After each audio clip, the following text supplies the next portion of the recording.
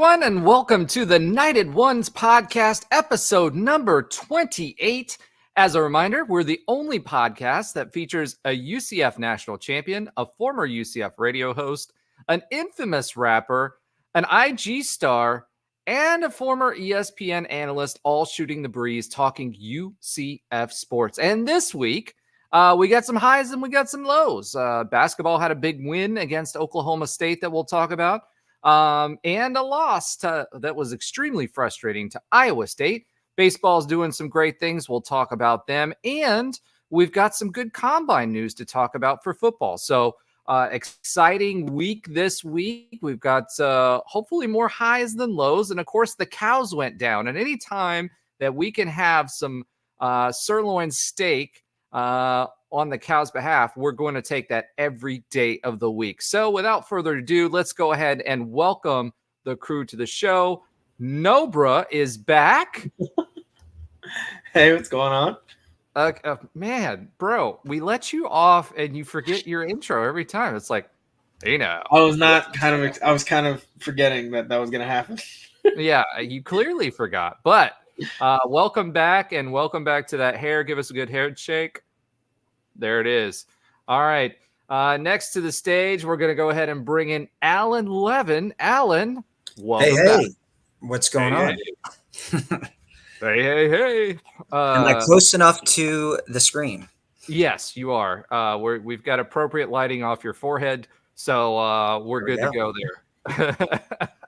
Next, we've got Ben Stout coming to the table. Ben Stout, our ESPN analyst, radio show host, podcast host, former basketball player. The accolades just go on. And he got to celebrate with the Hoops team. So excited to hear some stories about that a little bit later in the show. Welcome back, Ben. What's up? Word. All right. And next we have our national champion. There it is. Our national champion, Tre Neal. Welcome back. We missed you last week, buddy.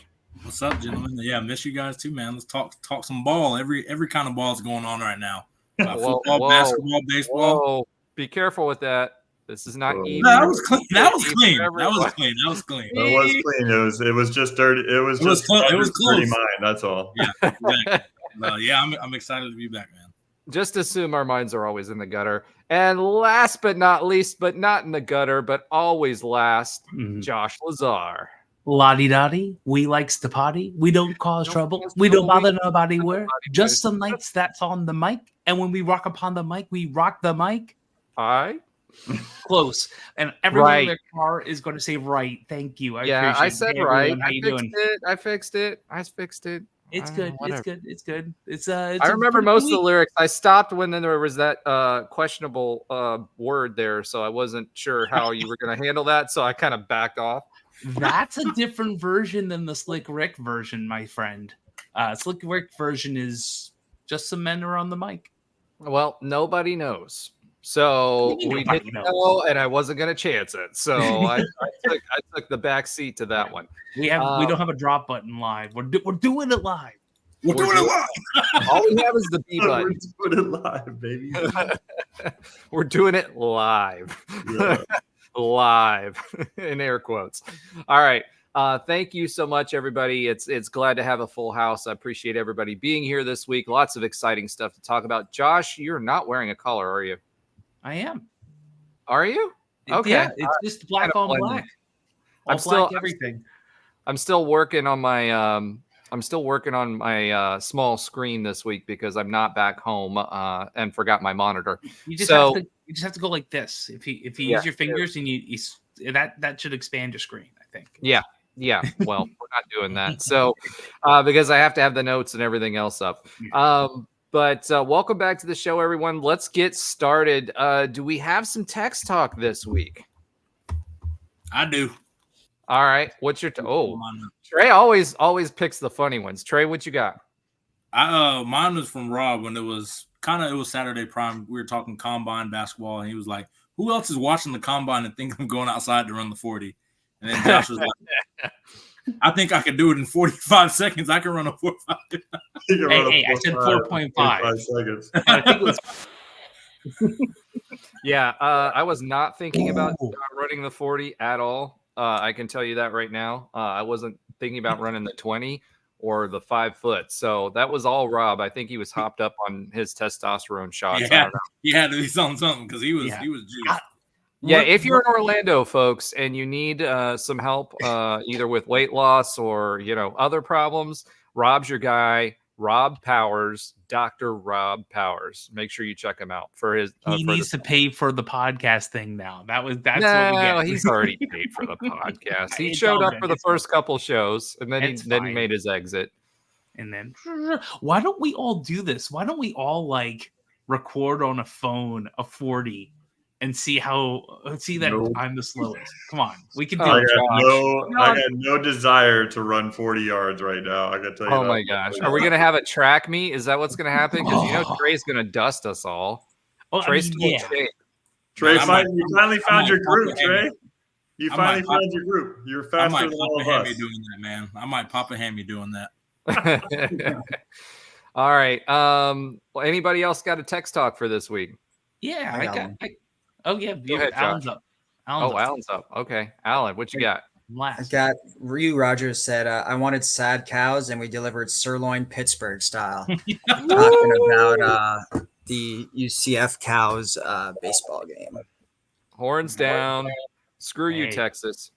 It's not for you, but still, screw you, Texas. I can do horns down if I want to. So We're there you rated E for everyone. go. Exactly. All right. Josh, you had one? Yeah, I was doing more of the hoop stuff, although there was a lot of good cow commentary too. That was nice to see a good shutout at the end of there. On the Oklahoma State game, I think it was a lot of caps in this. See what happens when you drive the ball. Lots of exclamation points, and that is like the theme for the most part of the season. If we chuck up a bunch of threes, we usually don't do well. When we get a good mix of inside out play, like we did a lot in that game, that would be good. And on the Iowa State game, I don't know One if I for 100%.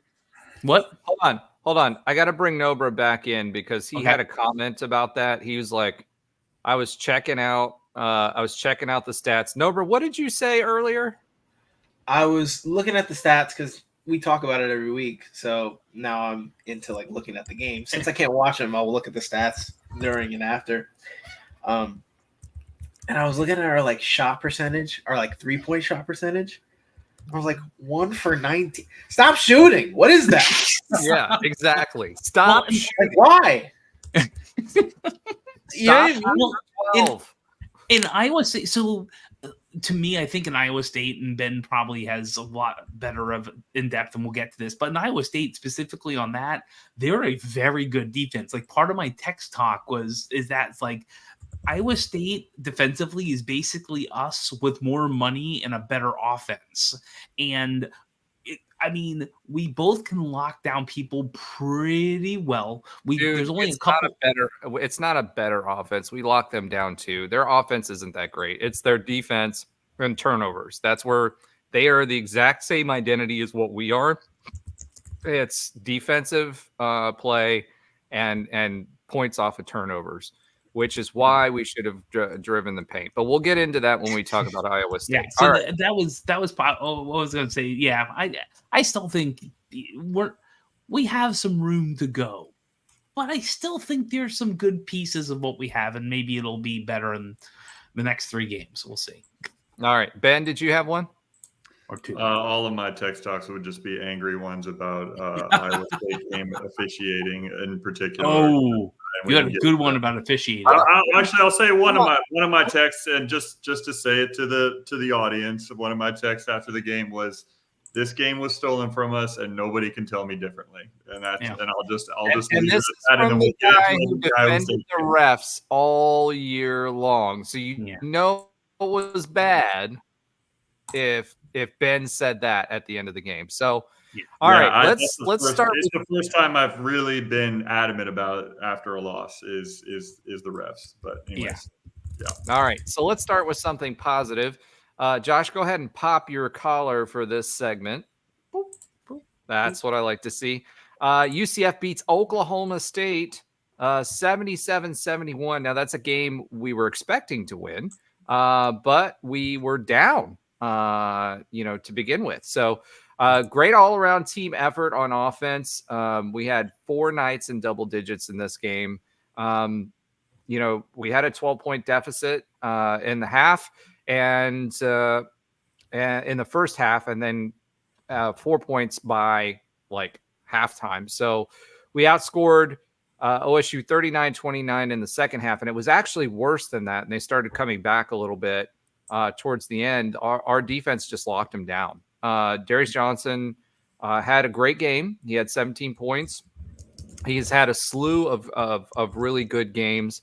But can't say so much for Iowa State. I mean, we'll talk about Iowa State later. You could see how much this is getting under everybody's skin, right? But it put us, the best thing about this game to me, right, was that it put us in the position, I think, in a solid position for at least the NIT. And Kansas State is behind us and the closest one to us. And they've got, I believe, Iowa State at home and Kansas away to round out the season. And obviously we've got Houston, which is a tall task, and we've got TCU. So right now, I feel like we're well positioned to be able to solidify that. But one additional regular season game would definitely, I feel like, solidify our NIT hopes. But this put us in a good position.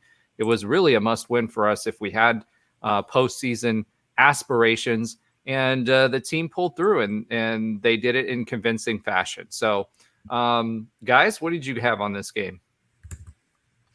Yeah, I just thought overall it was a solid performance. It was one of those times where in the first half, we actually got up to an okay start on the road, but then it kind of, like, the 10-minute mark, it wasn't looking that great.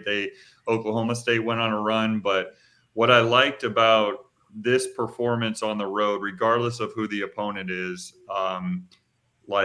we kind of handled their runs and then really kind of took it to them in multiple key moments of the game. I would say about 5 minutes left in the first half. We were down, as you mentioned, we were down by 12, and that's where we just really accelerated and made it a very close game at the half.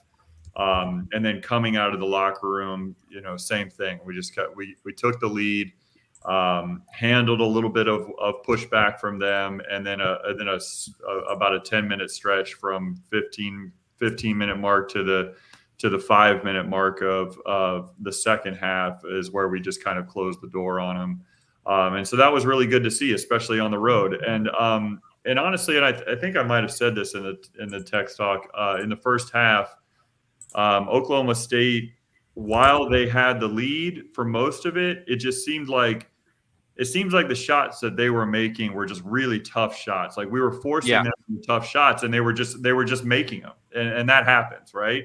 But what I like to see is, and you saw a little bit of this, especially in the first half against Iowa State, but even in the second half, whenever we turned the ball over, we got back on defense so well that we either forced a turnover right away and got the ball back, or were able to at least alter their shot or even slow them down so they didn't get transition points. They didn't get a whole lot of points off turnovers. And seeing that type of game in the middle of the week at Oklahoma State, finally getting a conference road win, which was just huge. Well, I know we got one win earlier in the season, but we haven't had that was only our second road win all year, a true road win. So getting another one there was big at this point in time, and I think it set us up well for what we saw in a long stretches on Saturday. And I know I don't want to jump ahead to that too quickly. We just keep doing it. I mean, I think it's just such a big disappointment that we're all like, we want to get all our aggression out, which is sad because, this game was a good game. I mean, we shot 42%. We shot 37.5% from 3 points, 3-point land, which is better than what we have been. Free throws, we shot 27 of 36 for 75%. So relatively good free throw outing, better than what we've had. 40 rebounds to 27. Right. That's the game right there.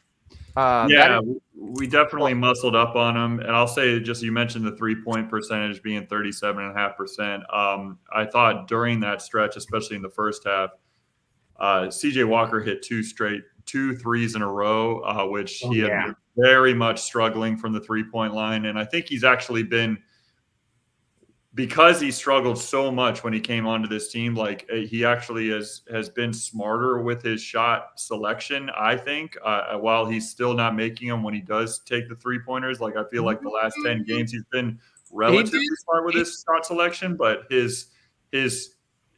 2 that he hit were huge in that moment. It was really just kind of showing his team and ignited his team at the right moment. And they were big time threes, and I was happy that he knocked them down. So he was the only one that hit a 3 at Iowa State.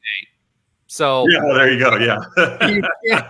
you can't. And it was you're the one that said you don't want to jump ahead too early, but no, but I mean, my point is and where I was going with that, you mentioned CJ's 3-point shooting, it was something at the beginning of the season when he was shooting. I think he's doing it to get himself ready for the NBA, to be frank, because his position, he's been more aggressive in the paint, in layups and stuff like that, and offensively, right? I think that's what you're seeing. But I've seen his form change and get better, and when he's shooting in motion. It's not something where he's taking awkward shots, he's squaring up his feet, he's taking a good shot. It's more fluid than what it's been, and you're seeing the results lately in the game. So I think CJ, it was kind of like when Scylla takes threes, that still drives me nuts. But CJ, he's been hitting them more and more lately. And when you got a team that shoots 30%, or 30, whatever it is, 33, 34% for the season, and goes 1 for 19, and he's the only one that makes a shot, I'm not mad at him, as long as we don't have as long as it's not a tight game and it's early and it's not like we've taken 19 freaking shots and made one of them. So, and I think that progression that you're seeing there, Roger, which I agree with you, I'm seeing the same thing, is just a credit to the obvious work that he's been putting in the gym, and a credit to his teammates on finding him in the right spots as well. It's not like they're step back threes or creating those threes of himself. Like he's being in the right position on the court, and he's knocking it down when his team needs him to. When he needs to pump fake and drive the paint with use his athleticism, he does that. And so I thought CJ had a great game against Iowa State, and he's coming on strong towards the end of the year, which is only going to bode well with the type of opponent that we are finishing out the year at home with, and then going into the Big 12 tournament. So, and there's a chance that he comes back next year because he missed all that time. So if he I have a very good feeling that he's going to come back next year. Let me just say that after this weekend. Yes. I don't have total inside information on that. I didn't talk to CJ himself, but I do have a very good feeling he's coming back. I will say he would benefit from a full season of I'll let you go, Josh, but I just wanted to finish that thought on CJ. I think he needs one full season for him to put all those pieces together. If anything, this is a way for him to get these reps in so that he puts that final season, hopefully uninjured, knock on wood here. Right. So if he does that, I think he can be a way more complete player. And he's definitely now in the latter part of the season, on this season, he's showing to be a way more complete offensive threat than what he had at any time at his time as a Knight. So go ahead, Josh. Sorry. I was going to say, hopefully this staff is not needed next year if he comes back. But on top of all the work he's done to get himself back in the gym and to get himself ready and putting in the reps to be where he's playing it now, the trainers and that staff have done a really good job preparing him also to get to that point, because he probably knows them really well by now, and that's really unfortunate. He knows Mary very well. Yeah, I would bet, and not for the ways you want to, but it seems like he keeps coming out of these injuries, the same or very similar athletically, and hopefully with deeper skill sets year after year. So I agree with what you're both saying, but that's another piece that absolutely has to be applauded, because without them, or it's, I don't know, it'd be bad. All of the athletic trainers across the staff. All right. Thank you for that, Josh. And I agree. I do think that CJ has carved a heart into the tape table for sure. All right. Let's go to Alan. Alan, what did you see during this game that you wanted to point out? I mean, once again, I thought, we got off to this like slower start. We were down, considerably at one point. I think it was like 11 or 12. Wasn't looking good, but they found a way several times they have this year to kind of fight and claw back. And once again, that was just more encouraging to see as they go through this first season in the Big 12. It just, I like, there's only been a couple of games where there hasn't been much fight from this team. They fight really hard. They battle really hard. So it's really good to see. And I felt like they played big, right? I mean, in the second half, they out-rebounded Oklahoma State 25-10. And then they outscored them on second chance opportunities 11-0. So those are like hustle stats. And, and just, I think once again, once they got it together, they played to their strengths, and, and turned out to be a really good win on the road. There hasn't been too many road wins for UCF in conference this year. So as many of those that you can get in this first season is crucial. So I was happy with the win. Obviously, Oklahoma State's not having the best year, but, as each win that we, get, it's just more and more exceeding the initial expectations we had for in-conference play. Agree. Tre, what are your thoughts? You said I look like an angel right now. Wow. I mean, kind of just alluding. I think we've overachieved, in my opinion, from what I think from the beginning, just looking at it in total of the season, now that we're kind of wrapping it up, going into the Big 12 tournament.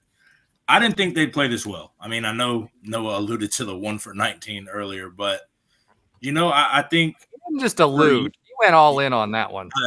I'm trying to be nice a little bit. But I just think, year one – I guess I don't have the bias that I do with football. Football, I'm like, we need to dominate from the beginning, things like that. So I can take this in a little bit better, pause. But I need to know that he paused himself. I think, just when we look back, I think this was not great, but this was a good start to where trajectory we want to go. And I think, again, we can still make some noise in the Big 12 tournament. I think with basketball, it's just noise this week.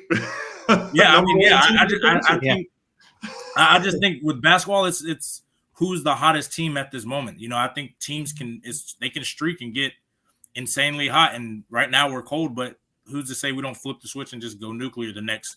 I mean, if we go nuclear, I don't know how long the tournament is normally, but say we go nuclear for the next 2 weeks, we might sneak into the tournament. So I think, I'm proud of the team. I'm not moral victory kind of guy most of the time.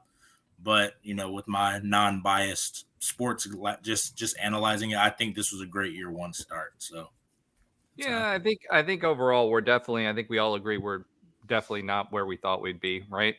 Mm-hmm. Interestingly enough, we're talking about the paint here.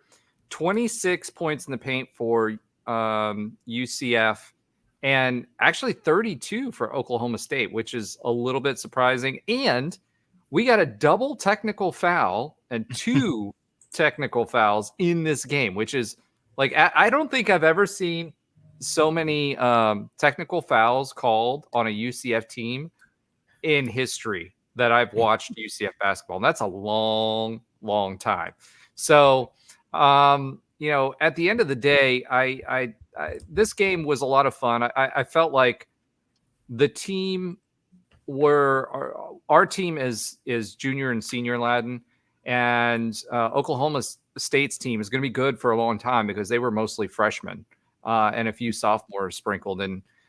They played small ball, and I felt like the team just wanted to come out and dominate them. And that double technical was us being like, hey, we're the seniors here, sit down, freshmen. And I think they took that attitude in the second half and dominated the way they should have all the way through. So good win against Oklahoma State, which, by the way, is 12-16. So no slouch, right? They're not too far under 500 in the Big 12. We are 15-12 as of that game.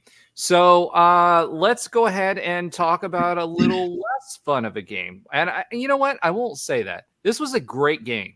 Iowa State a lot of fun, yeah. Was a great game all the way up until the last 2 to 3 minutes of this game. It was competitive. The guys came out with energy. They did not look like they were intimidated at all. Iowa State has great defense. You watched it. They trapped really, really well, and they were aggressive to the ball handler, and they made you pass out of it. And we didn't handle that very well, to be frank. As good as our defense is and how often we do it, you think the guys in practice would see this more often, and they would have been a little bit better at it, but they weren't intimidated.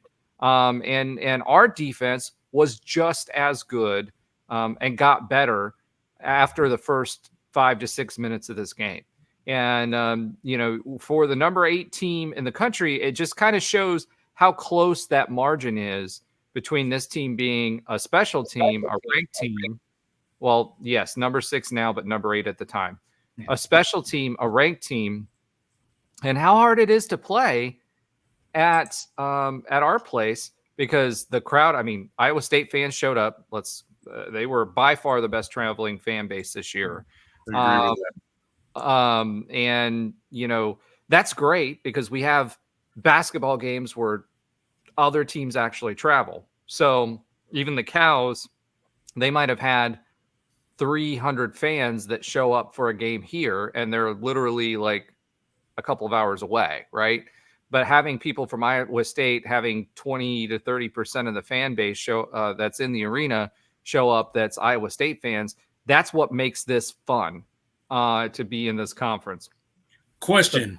Do you think maybe it is, I'm just playing devil's advocate, because I don't think we played Iowa State here. Do you think maybe it is a little bit of travel where, if I'm in Iowa in March, I'm trying to get to Orlando too. Is it a little bit of that? Is it a little bit, they've never been to Orlando in general? You think it's any of that, and that could possibly wear off, or is it just the Big 12?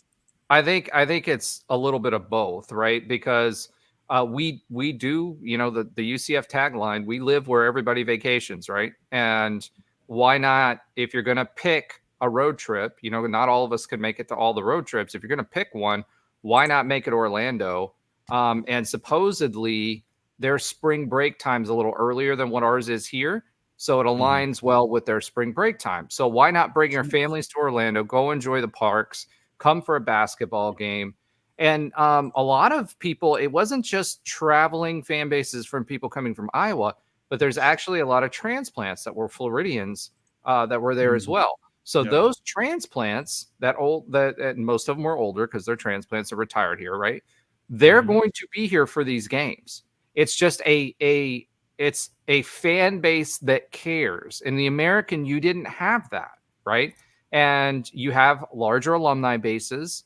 They may not be a lot larger schools, but they've been around a long time, and they have fans that care, that show up, and they've been around long enough for them to travel because they have the money to do that. So I feel, right, and I'm going to say feel because this is our first season, but I feel like it's going to be, one, it's going to blow the American out of the water as far as traveling fan bases are going to be on a consistent basis.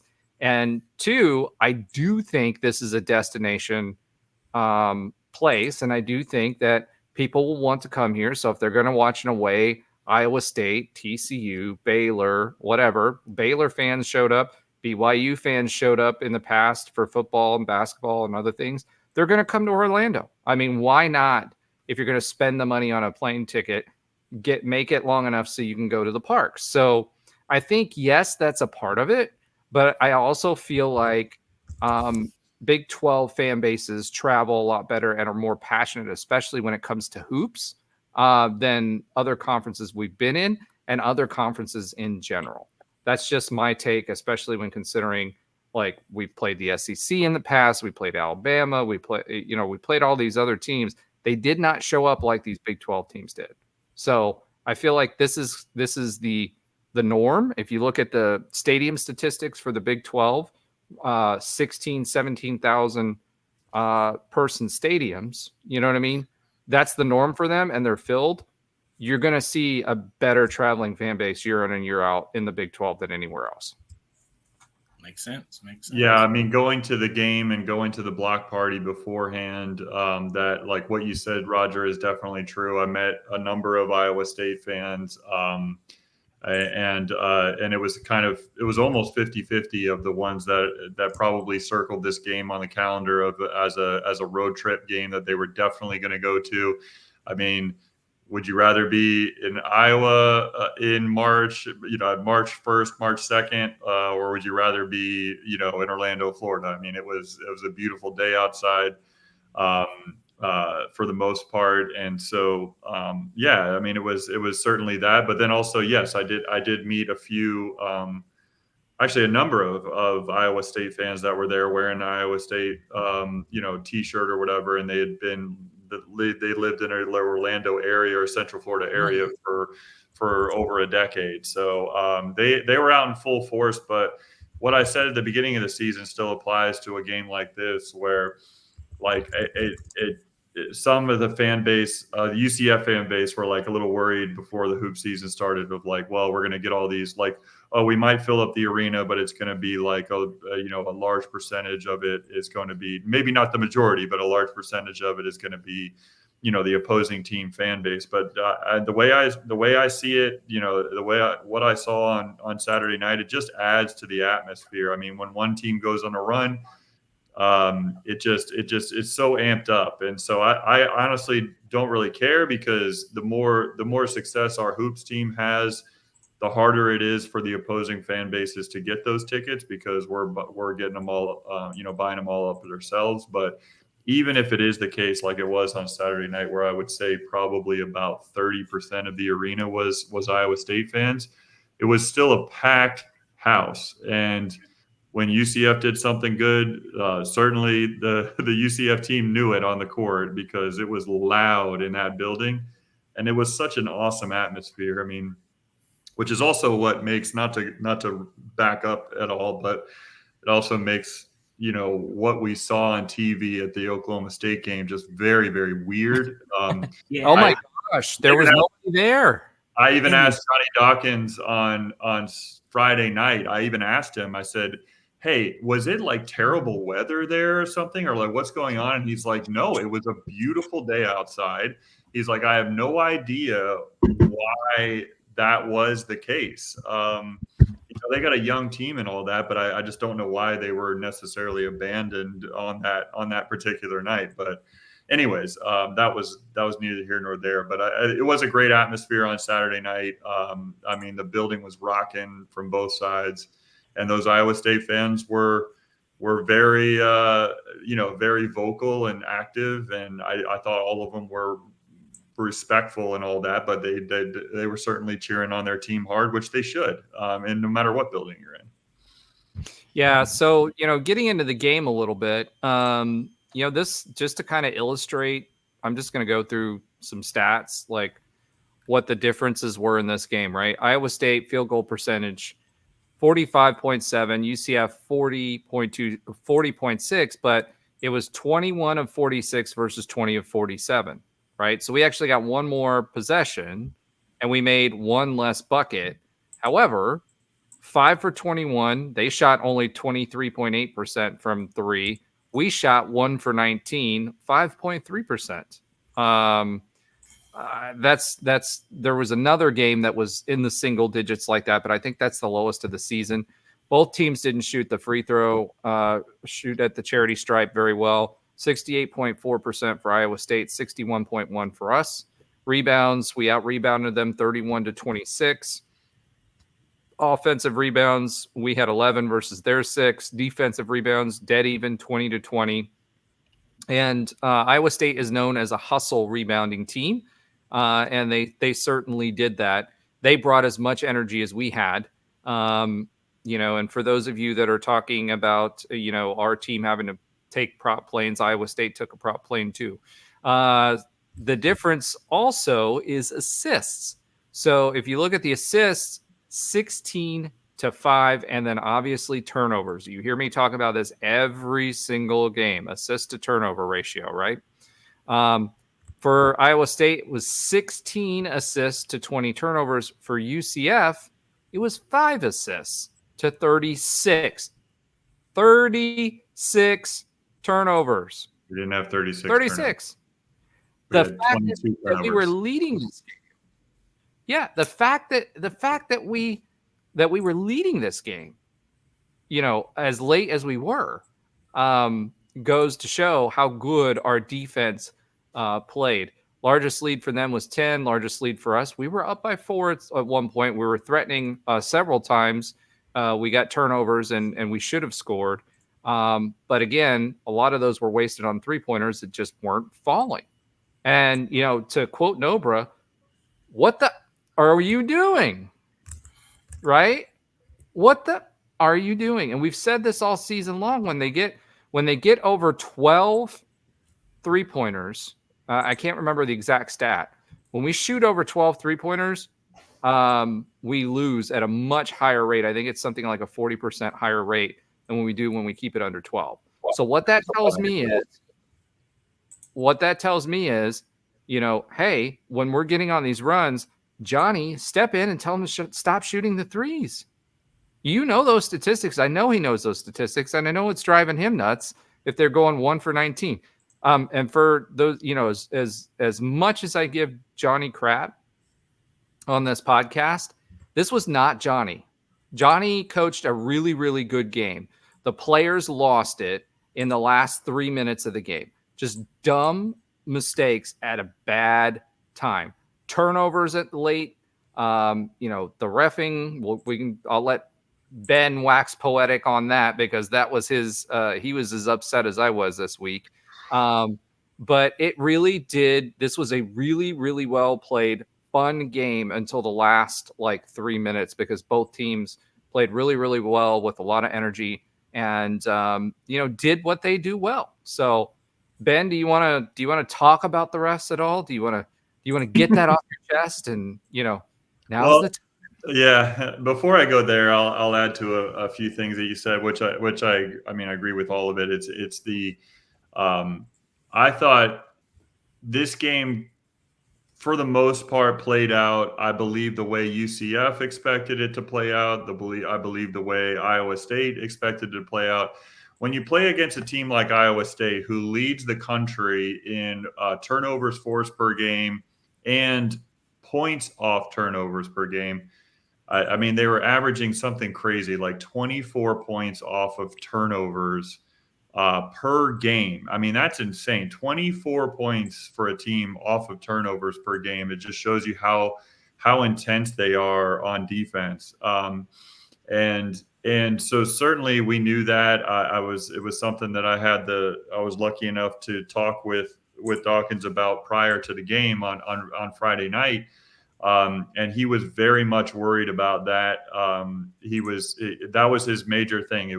He knew it was going to be a slugfest. He knew it was going to be a very hard-nosed physical game because that's what, in order for his team to be successful, in order for UCF to be successful, we had to make any game, no matter who we're playing, very physical. And that's the type of style of play that Iowa State plays. It's the reason why they're a top 10 team in the country. And so for the most part, I feel like the game played out that way. It was a very defensive game, but it was also an extremely physical game. When we went on our run in the second half, it was, I think it was back-to-back buckets where Shamari Allen and then Darius Johnson drove the paint and we're going body to body with people and making these really tough physical layups and physical finishes. And one of the things that I was a little bit worried about as the game started to play out, kind of towards the end of the first half, it seemed like despite the 3-point shooting, which we didn't have a whole lot of threes in the first half, I believe that most of them occurred in the second half. I haven't looked at the stats on that. That's just a feeling of watching the game, or me remembering watching the game. It felt like, despite the shooting, it felt like we were playing pretty well. I mean, at a pretty high level of basketball. I thought we were, like, for the most part, executing pretty well. We were playing our game pretty well. We were playing amazing defensively. And what I was worried about with that observation about our team is that we were still down by like 6 points. We were still down by 5 points or whatever. It was like we were playing really well and we still weren't able to take the lead. And so for me, that was even more impressive when we were actually able to, make it a tie. I believe we even took the lead for a short period of time in the second half, just with that great run. That was so exciting in the second half. And so I think that it was very impressive. And it also is kind of impressive for Iowa State, and it just shows how good of a team they are overall, that we were playing at a pretty high level and still, despite the shooting, we were still not able to, kind of impose our will, which we've been able to do against a lot of teams this year, including at the time number 3 in the country, Kansas. Like we were able to be more physical in that game back our second conference game. So last thing I'll say is I understand when you look at some of the stat sheets that you just laid out, the turnovers, let me take this opportunity to dial down my rant by a couple of notches. It wasn't that many turnovers. Sorry. It was 22. 22. Yeah, 22 turnovers. So sorry about that, folks. If it was 36, we would have gotten blown by a lot. Well, who knows with this game? I mean, we still bad though. 5 to 22 didn't get blown out. You know what I mean? Yeah. So 5 to 22 is still bad, but one thing I did feel is Diallo got called for a foul late in the first half when he was just pivoting in the post, and it just so happened the guy's face was there, and that's a legal basketball move. Mm-hmm. I'm sorry, that's a legal basketball move, and they reviewed it because you can't overturn the foul. I believe you can't say it wasn't a foul. They only reviewed it to make sure it wasn't a flagrant foul because elbow contact with the face. Yeah, but I that was the start of it for me. Of like, hold on, the offensive player has the right to that position on the court, and he wasn't swinging his arms, he was just pivoting, and just because the guy got hit in the face with an elbow, it's not a foul, and I won't ask for any forgiveness on that. But what I'll also say is that, and this was part of the text talk as well, is that I felt like there was at least 7 points left on the board for made layups or made shots by UCF that weren't and ones. It was almost like it was almost like the referees would wait to see if the shot went in on whether or not they were going to call the shooting foul. And it was in a physical game. I understand the referees don't want to try to call everything. It's a very physical game that we saw on Saturday night, but to see so many tough shots made by UCF through contact that was legitimately a foul, and just because we happened to make that shot, we weren't given the opportunity to make one more point at the free throw line, it was just the tip of the iceberg for how bad this officiating was in this game. And on top of that, I just feel like they would allow that they would allow that finish through contact on one end and then just call the most ticky-tack thing on the very next play on the other end. And it just sucked the momentum out of our team towards the end of the second half. And yes, on top of that, they tried to, maybe shoot their way back into it, try to, maybe if we make one, we could kind of break this horrible streak, and they weren't able to make any of those 3-pointers. It was just a horrible shooting performance. But I was just really, for the first time, and I can remember in many years, because Roger and I have done podcasts together for 5 years now at least, and it's just and I don't know if Roger has ever. I mean, I imagine you can attest to that. I am never one to talk about the officiating ever, especially when it comes to hoops. But I was just really upset about it on Saturday night, because I felt like it was just an obvious bias that that the Big 12 couldn't imagine us taking down another top 10 team in their conference, and they just weren't going to let it happen. Well, it was funny because I was actually talking to some fellow Big 12 podcasters about it, and they were watching the game and even mentioned it. And I will say this too: every single fan base in the Big 12 are all saying, like, and I'm talking about like legacy as well, right? Not just the new teams that have come in, have all been saying this year's officiating has been atrocious. And I don't know. We had another coach on the court the other day that was getting into it with coaching with the officials recently as well. I mean, you had an AD, and this was not a Big 12 school, but the point stands. You had Kelvin Sampson out on the field getting ready to throw down with officials. You had Johnny Dawkins was actually yelling at them. If you see Johnny Dawkins more than a stern eyebrow and a crossed arm, you got to be doing something wrong, right? That's like a full on. If Kelvin Sampson was down to his boxer briefs, tirade for Johnny Dawkins, right? So like that was serious, and you've got TCU or Baylor, TCU, Kansas, like everybody's come out and said the officiating this year has been absolutely horrid. And there's been a few times earlier on in the season, we talked about this too, where it felt like because we're one of the new kids on the block that we were not getting the benefit of the doubt. And it was very, I mean, what was it? What was the one game where it was like 30 some free throws to like 12 or something like that we had one game? It was like, you don't get that kind of disparity if you're calling it even.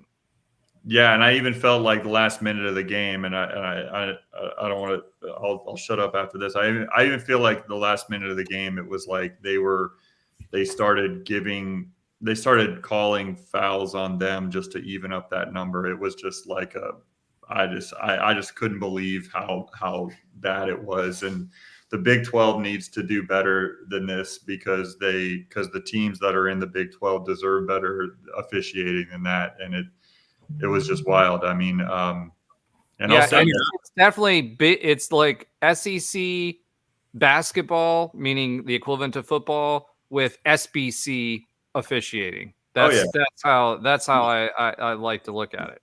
Yeah, I mean, I didn't watch this game, but I know from the last 2 years I've been on the podcast and talking, with Ben just about everything. You will talk about any other reason before you blame the refs on anything. You will say even if we ate the wrong dinner before the meal, like you. I was gonna say something about a bowel movement, but you beat me to it with that. Yeah, like you will figure out any other reason. So I mean, it had to be atrocious for you to. Yeah, I mean, I remember looking at the chat and you were mad. Like you were like, I was heated, they man. deliberately took this game. So I mean that.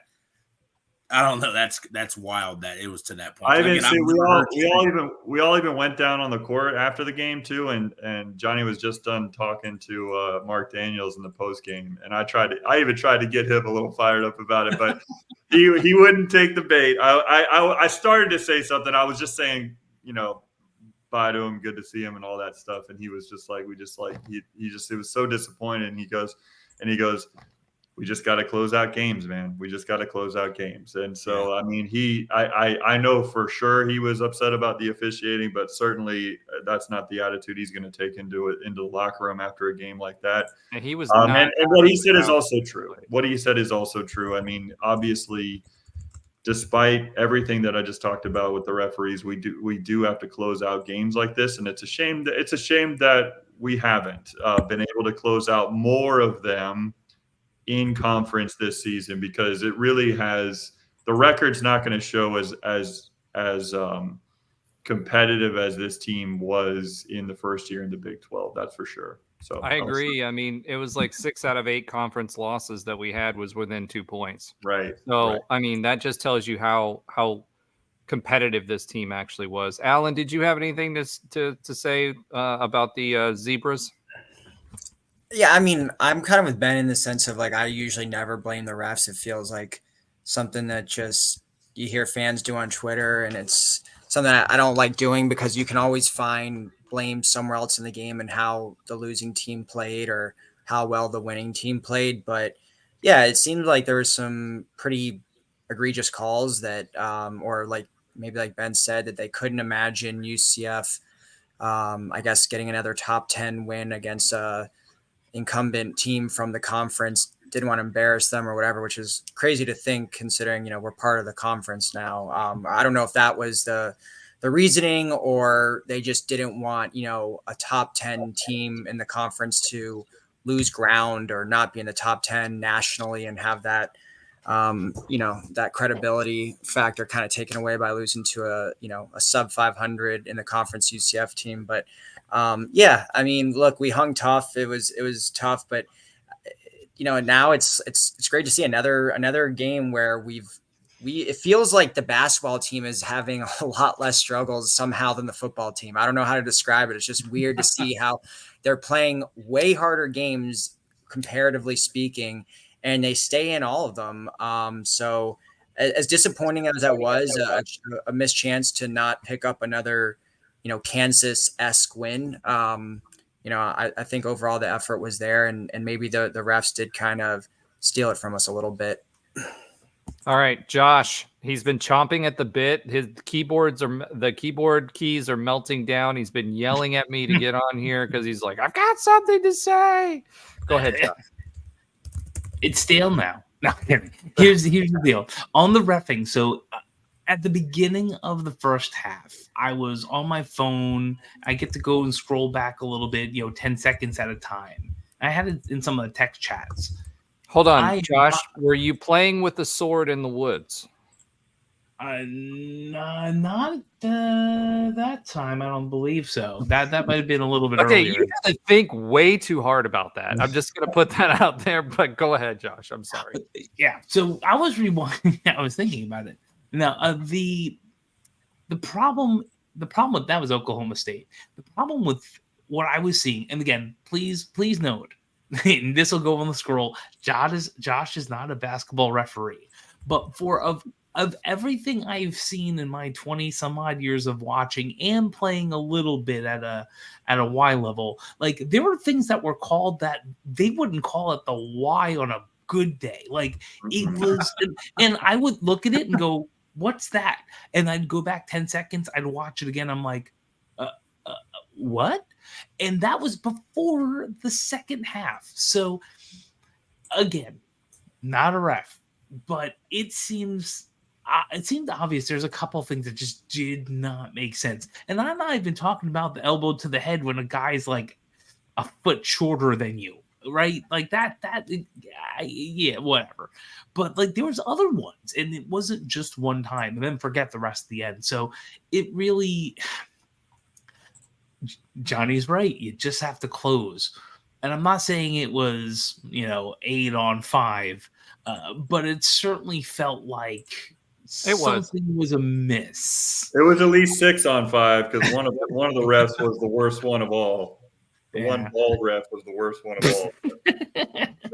They were all terrible, but that guy he's just mad because he lost his hair, early male pattern baldness, but that's okay. He didn't take his Rogaine Wheaties in the morning. My God, man. All right. So Josh, did you have anything else on the refs? I'm sorry.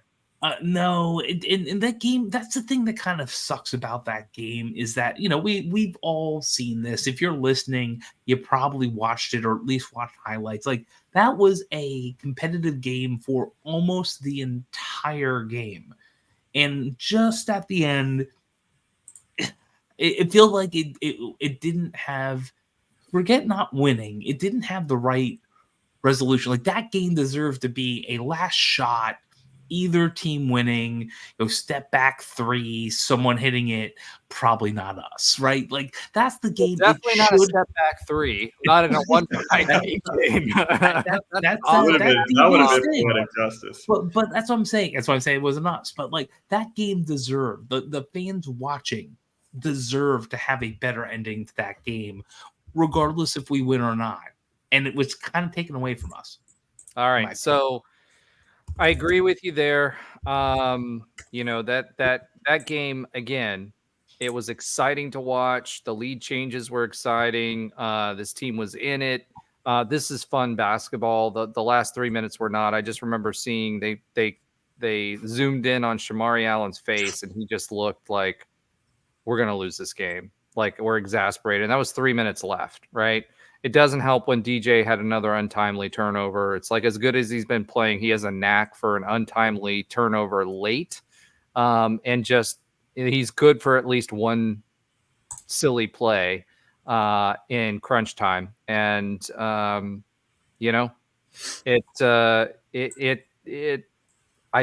I wish it were different, but it's not. So on to the next one, right? So we've got Houston coming in. So another chance to have a really, really physical game. I said last time when we played against Houston, when we were at their place, we played that game pretty well until the tail end of that game, and that I said at that time we will win against Houston at home. So I feel like the guys came off that 2-game winning streak. They lost this game. I think they're going to be hungry to win this Houston game. So I'm excited to see how they do. And as long as they don't shoot 1 for 19 from 3, I think we'll be okay. All right. Go ahead. One more thing, right, Ben? Maybe this is one of the Alan's stats. So forgive me if it's the case, but has UCF ever hosted a number 1 team in the country ever in any sport? Like on campus, I just because we had Oklahoma for softball last year. Oh, softball and baseball, right? Those are probably the 2 sports that's happened. But I can't stress enough how incredible that is that we're going to have the number 1 and I know it's Houston, a team that's been in our conference for the last number of years. So maybe it would be different if it was Kansas at number 1 coming in here, right? Even though we beat them when they were number 3 in the country, but having the number 1 team in the country come on our campus, after a game that was very physical on Saturday and a game that the players should feel like they could have won that game. If a few things were different. I mean, this team has shown not only the ability to fight within games, but the ability to bounce back after a tough loss and really bring the competitiveness to no matter who the opponent is. And I just hope that what we saw against Iowa State, the positives that we saw, the defense that we saw, the physicality that we saw, we're going to need to bring every bit of that with some better shooting, which shouldn't be hard to shoot a little bit better than that. But we're going to need 2 for 19. Yeah. We're going to need to bring a little bit better against the number 1 team in the country. But man, once again, I mean, you've heard me say this word 1 billion times on this podcast this season, but what an opportunity to have a great win, which would be essentially the best win in UCF basketball regular season history, I would say, maybe overall best win ever if they can pull it off. And Houston's a beast. It's not going to be easy to pull it off, but it's amazing that after a game like that on Saturday night that we turn around, 4 or 5 days later and we have the chance to knock off the number 1 team in the country. I think that's just incredible. All right. I just think that the refs were pissed off and the Big 12 was pissed off because we beat Texas Tech and kicked them out of being ranked. So, right. All right. Next up, let's we mentioned the NIT hopes and how we were looking now. Earlier I don't even know if we need to go 1-1 in these two. I think we just honestly need to win a tournament game unless Kansas State turns up the volume in the last two to make it. Go ahead, Josh. You're pointing. We have to go 1-1 in these last two because that might be the only way we get to a winning record this season. We are 15-13.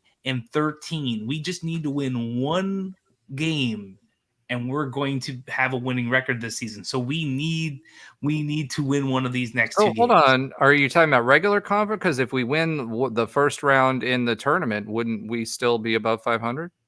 Well, we would, but then we'd have to lose a game unless we run it out, and then we'd be tied. To stay above 500, we need to win one more game between these next two.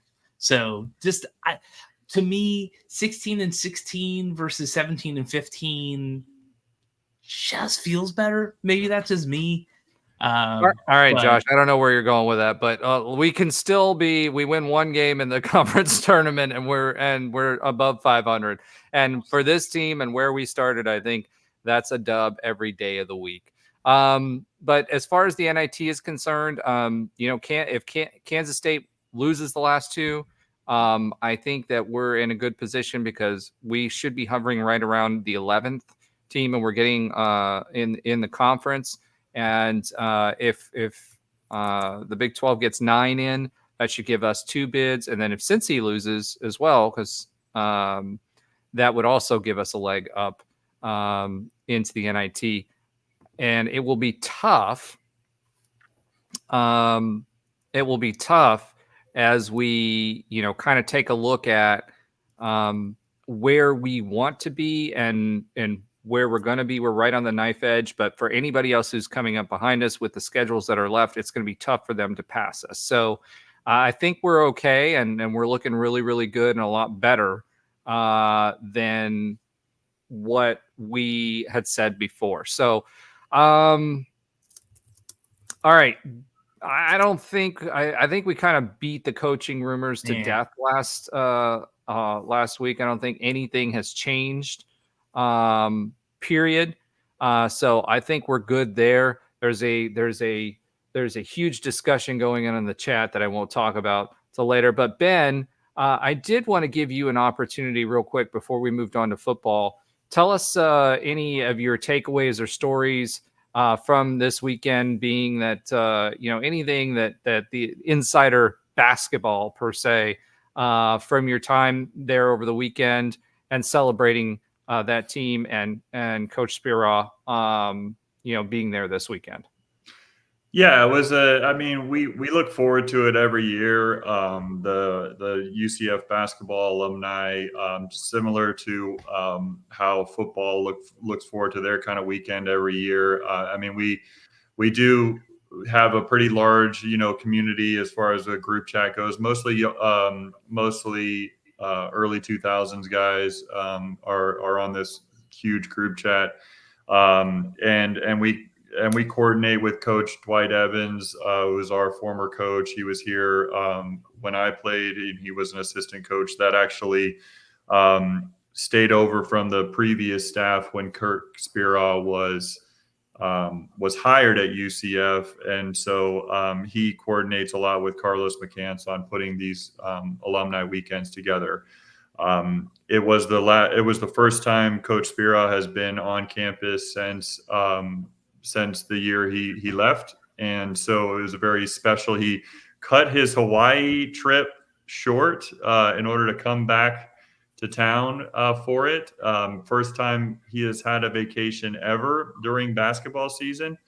And he cut the trip short. He arrived on Friday morning, or maybe it was Thursday evening, but he arrived the day before or the day of the reception for Friday night. And it was a great reception. It was in the Players Lounge, which I didn't even know existed. It's less than a year old, above the old venue. Or I should say the venue. It's not the old venue, but I call it it's the old UCF arena, as far as I know. And I used to say, and Coach Evans was saying, yeah, what do you think about this? We used to have our pregame meals up here every once in a while, and blah, blah, blah. And I said, I don't really remember the pregame meals being up here, but I do remember, and I was pointing over to because the old UCF arena had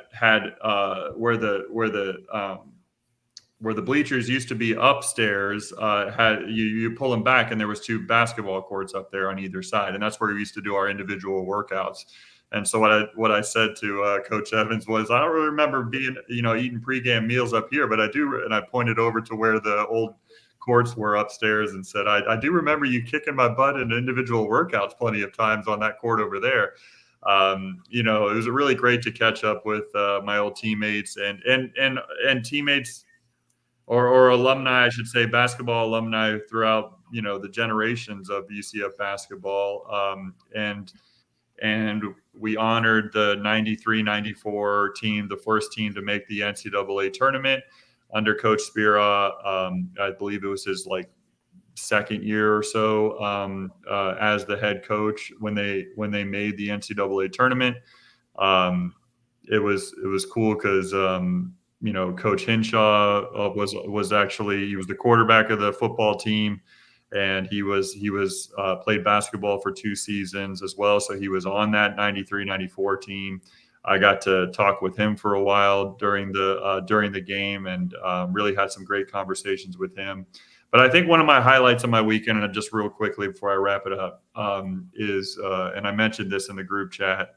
I was talking with Spira for a little while. We were catching up during the reception on Friday night, and then Dawkins walks up, and it's really just my wife and I, Coach Spira, and Coach Dawkins, and we're just chatting, and I'm just talking basketball with both of them.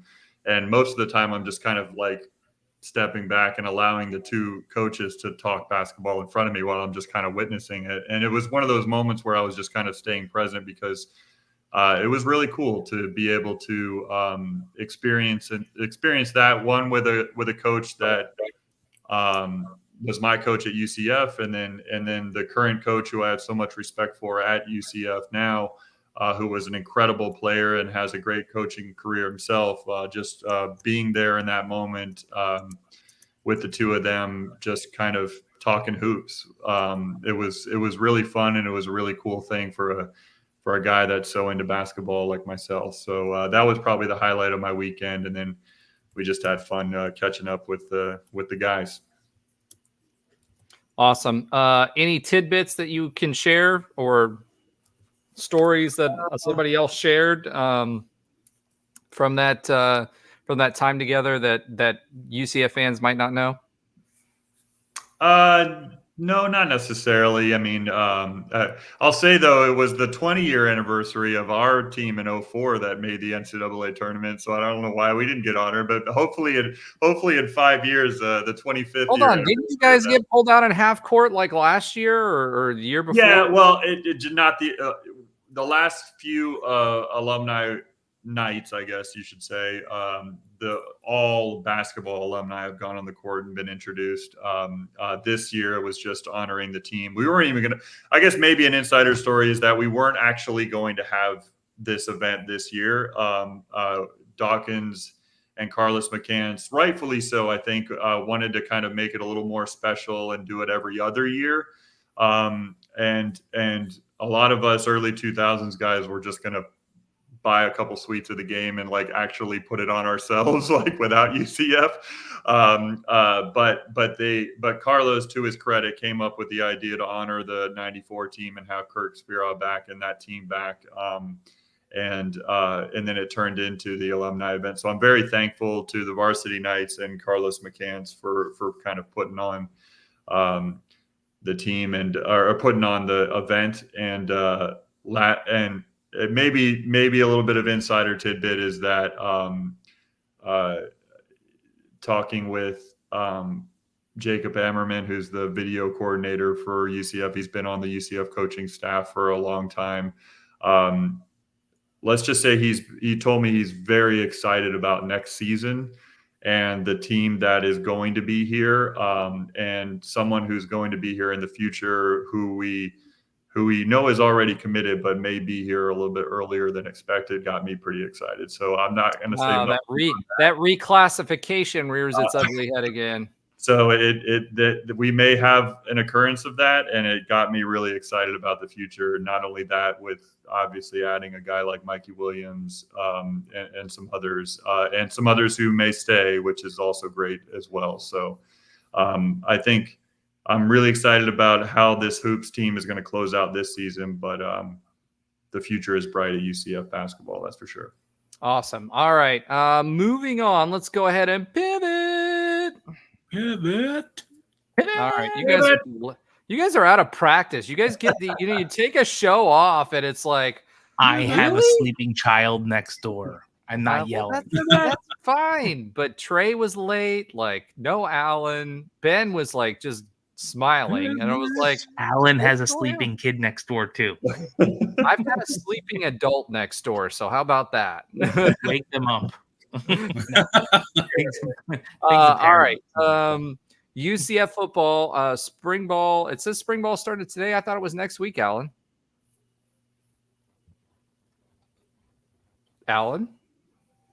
Bueller. Oh, sorry. Today. No? Maybe it is next Monday. I'm sorry. It might be. I thought it was next. Yeah, I'm pretty sure it's next Monday. So, whoopsies. All right. Well, Alan will check into that. Doing show notes at 9 a.m. We'll talk about the 15-second clips next week on the Night and One podcast. Make sure you show up. The 10-second stretch. Especially clips. Yeah, Exactly. All right. Overanalyze. So let's talk a little bit about one thing that did happen this week was UCF at the Combine. So this season, which we didn't have last season, but this season we have two guys at the Combine, Javon Baker and Tylen Grable. We've been talking about Javon quite a bit. We didn't really talk about Tylen all that much, but both of them making some waves, and especially Tylen Grable. I think he came in and surprised a lot of people and made himself some money at the Combine. His vertical jump, he was in second or third place in pretty much all of the things that he participated in, all of the different events. And I think he surprised a lot of people. He ran really, really well in the 40. His final was 4.54 for a guy his size. That's pretty solid. Or not 4.54, 4.5. 4.9. 4.95. 4.95. That's what I meant to say. And considering that Javon Baker's was 4.54 for a guy that's 308 pounds and 6'6", that's booking it. He was, I think, third place at the Combine. Two guys tied for higher than what his was. His vertical, he had a really, really good vertical. And 36 and a half. Yep, 36 and a half for a guy that big. To get 36 and a half inches on a vertical jump is freaking phenomenal and tells you how explosive he was. And he really, really, really moved himself up the ladder as far as his potential for the Combine. Matt Lee, I know we forget about him because he went to Miami at center. Also was at the Combine, performed really, really, really well. He played, remember, folks, he played at UCF, got graduated, and then went to Miami. He did credit UCF for helping him become the center that he is today, but he graded pretty well as well. And then Javon Baker, we've been hearing quite a bit about him, and there's been a lot of noise about him. Other than his 40-yard dash, he actually did really well as well, and is well thought of. So, Alan, I know you were looking at this pretty hard too. Do you want to share some thoughts on our Combine performances? Yeah, I mean, first of all, it was nice to have some guys with some NFL looks again. It feels like last couple of years it's been a little bare. I mean, outside of like Kalia Davis a couple of years ago. So, great to get a couple guys back in here. But yeah, I mean, both players really made a name for themselves or increased their draft stock during this Combine. Baker was a guy that really, even before the Combine, had already kind of started rising a little bit.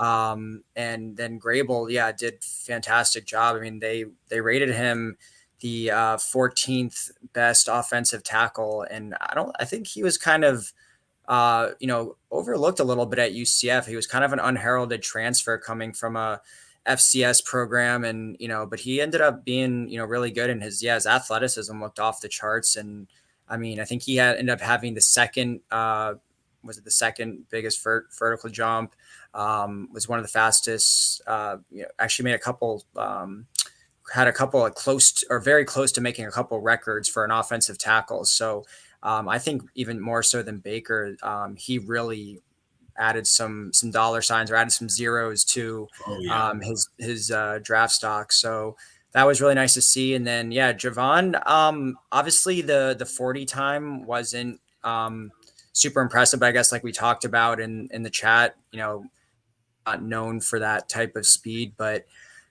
he graded pretty well in a lot of the other areas. And, he was catching passes from some of the, best quarterbacks in college football this past year and looked pretty good on a couple of those routes and some of those catches he had. So I think they both look like they're going to be drafted somewhat relatively high.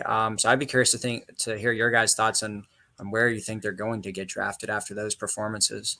Yeah, he did, by the way. He was first in broad jump. Right. Okay, that's what it was. Broad. So like he was 999 or third something. in 40-yard dash, 10-yard split. He was second because I know that's a big one that Tre looks at. Broad jump was first. Vertical jump second among all offensive linemen at the draft, and was really, really close to some previous records as well. Yeah, I mean, go ahead, Ben. I was just going to really quickly say I'm just excited to hear that both of those guys did their job at the combine. They improved their draft stock. They confirmed things that that the scouts maybe already knew about them, but they improved upon a lot of things that maybe they didn't. And I'll just say one thing that I just found really interesting when I heard 4.54 as Javon Baker's 40 time. I was like, for some reason that number is like sticking out in my head, and I looked it up. That's the exact 40 time that Gabe Davis ran at the NFL Combine in 2020. So like that's an interesting thing. Obviously, that bodes well for Javon Baker to be compared to somebody like Gabe Davis, who's probably going to make some serious money this offseason. And so anyways, being compared to somebody like that coming out of UCF, I think is a fantastic thing on top of the impressive, the other things that he did very impressive this week. So, happy for both of those guys. I don't know enough about the NFL draft stock to say where they'll fall, predict they fall, but I have heard like third round for Javon Baker, and that would be just phenomenal. So I'm kind of happy for him that he decided to make that jump. If he can land in the third round, that's amazing. So yeah. I mean, just to quickly touch on Matt Lee, I remember like his development is kind of just crazy because I remember like he was starting as a true freshman, and it was when they played at Georgia Tech, and he could not get a good snap down for whatever reason. I don't know what it was. But to be from that, and I remember people were upset on Twitter to go from that to, at the NFL Combine for being a center and being a very good center. That's just shows the development. Maybe not even just UCF, but like, again, just as the player, being able to find kids like that, develop them to be was a NFL 2-star. players. Yeah. Like, again, that's what you want from coaching, Which, by the way, we stole from the Cows.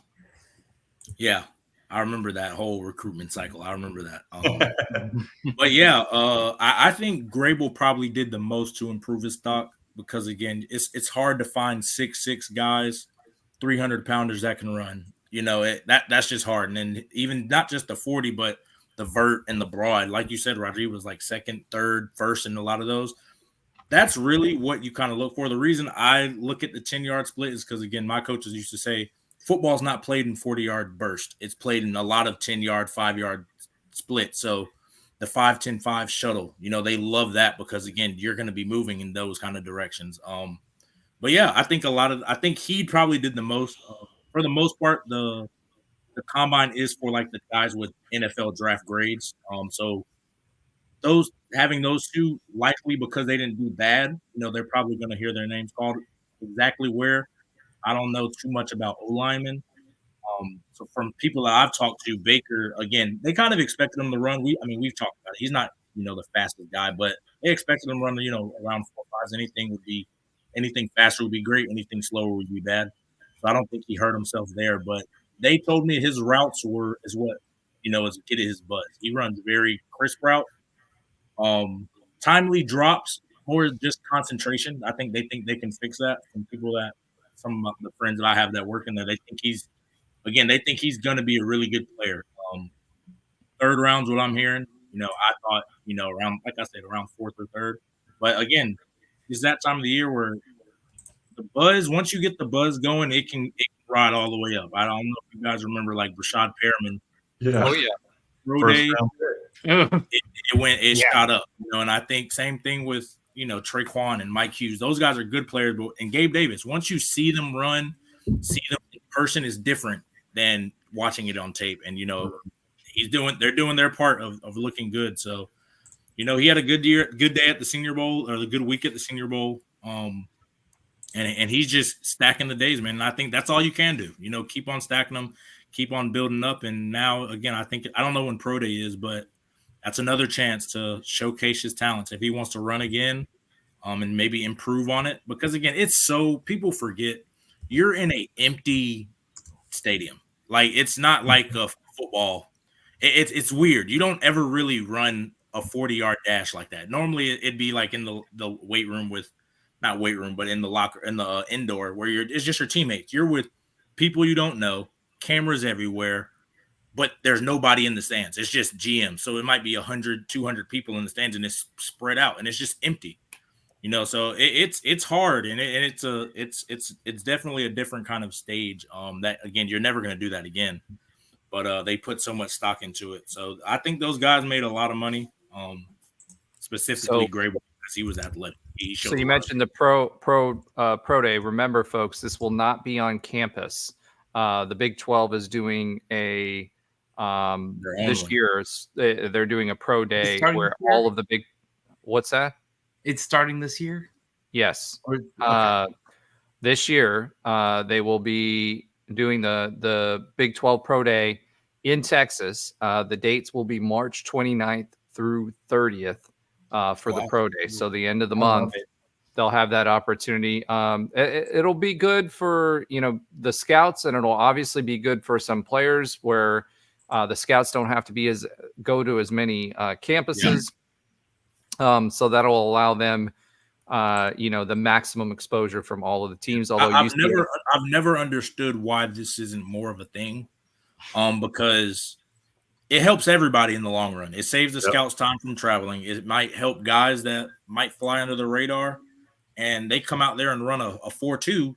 Guys are gonna be like, "Hold on, who are you? Where'd you come from? We need to go back and watch your tape." One of the main people I remember that benefited a lot from that was Causey. He had a good senior year, played really well. But again, that was his only year. But when he came out there, and I think he ran 4.3, he ran low 4.3s. Scouts are gonna be like, hold on, we knew you were fast. We didn't know you were that fast. So, and then they go back and watch your tape. So I think just the more, because Javon Baker's a big name. They obviously want to see the big name guys. So coming to see the big game guys, you can see the guys who you might not see, might flown under the radar a little bit, might have not been utilized to their potential, and then they showcase it. And I think, again, for the players, you get that opportunity to be with other guys and maybe just your one chance to stand out. And for the scouts, you don't have to travel every, couple of hours. I mean, they knock out. The bad part would be for all of those players that were UFDA undrafted free agents, right? The previous year, and didn't make a roster and were wanting to come back. A lot of those players a year or two later will come back to campus and retest, try to get their face and name, be part of the pro day.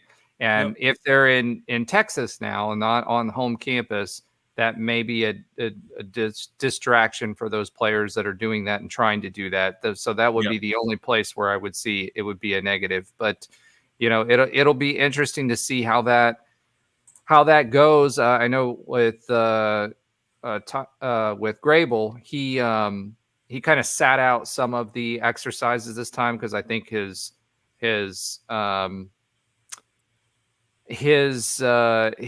agent probably told him, "Hey, dude, you 1,000% have killed it on all of these things. You might want to back off on that, and then he may do them at the pro day just so there's less visibility on it." Yeah, I mean, it's again when you go out there and run fast. I don't know if you guys followed it, but like the guys that ran fast for the most part or did something that was just like whoa, eye popping, they either won't run a second 40, they won't do the drills because again, you kind of want to leave that aura.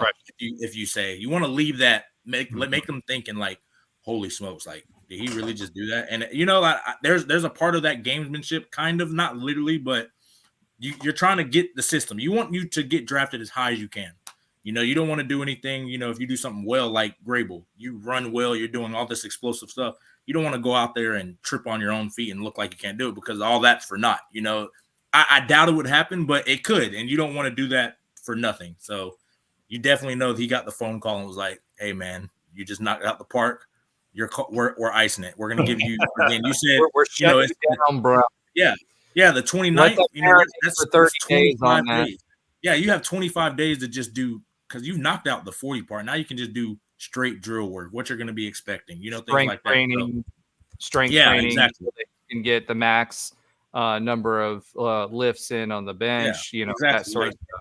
And a little off topic, like another to the opposite side, like a lot of guys come in and they'll just weigh in and try to get like Bryce Young. We all know he's a small quarterback. I think he came in and weighed at like 210 last year. He doesn't ever play at 210, but they're like, okay, like you weighed in, come do your drills. Agent's like, no, he's not doing any drills till pro day. Like he's not going to do any of that because you put on 15 pounds in 2.5, 3 months. You're not going to be able to move with it. You're not used to it yet. So it works both ways. So he's definitely, I think he got the call like, hey man, you knocked out the park. Let's focus on that pro day. Mm-hmm.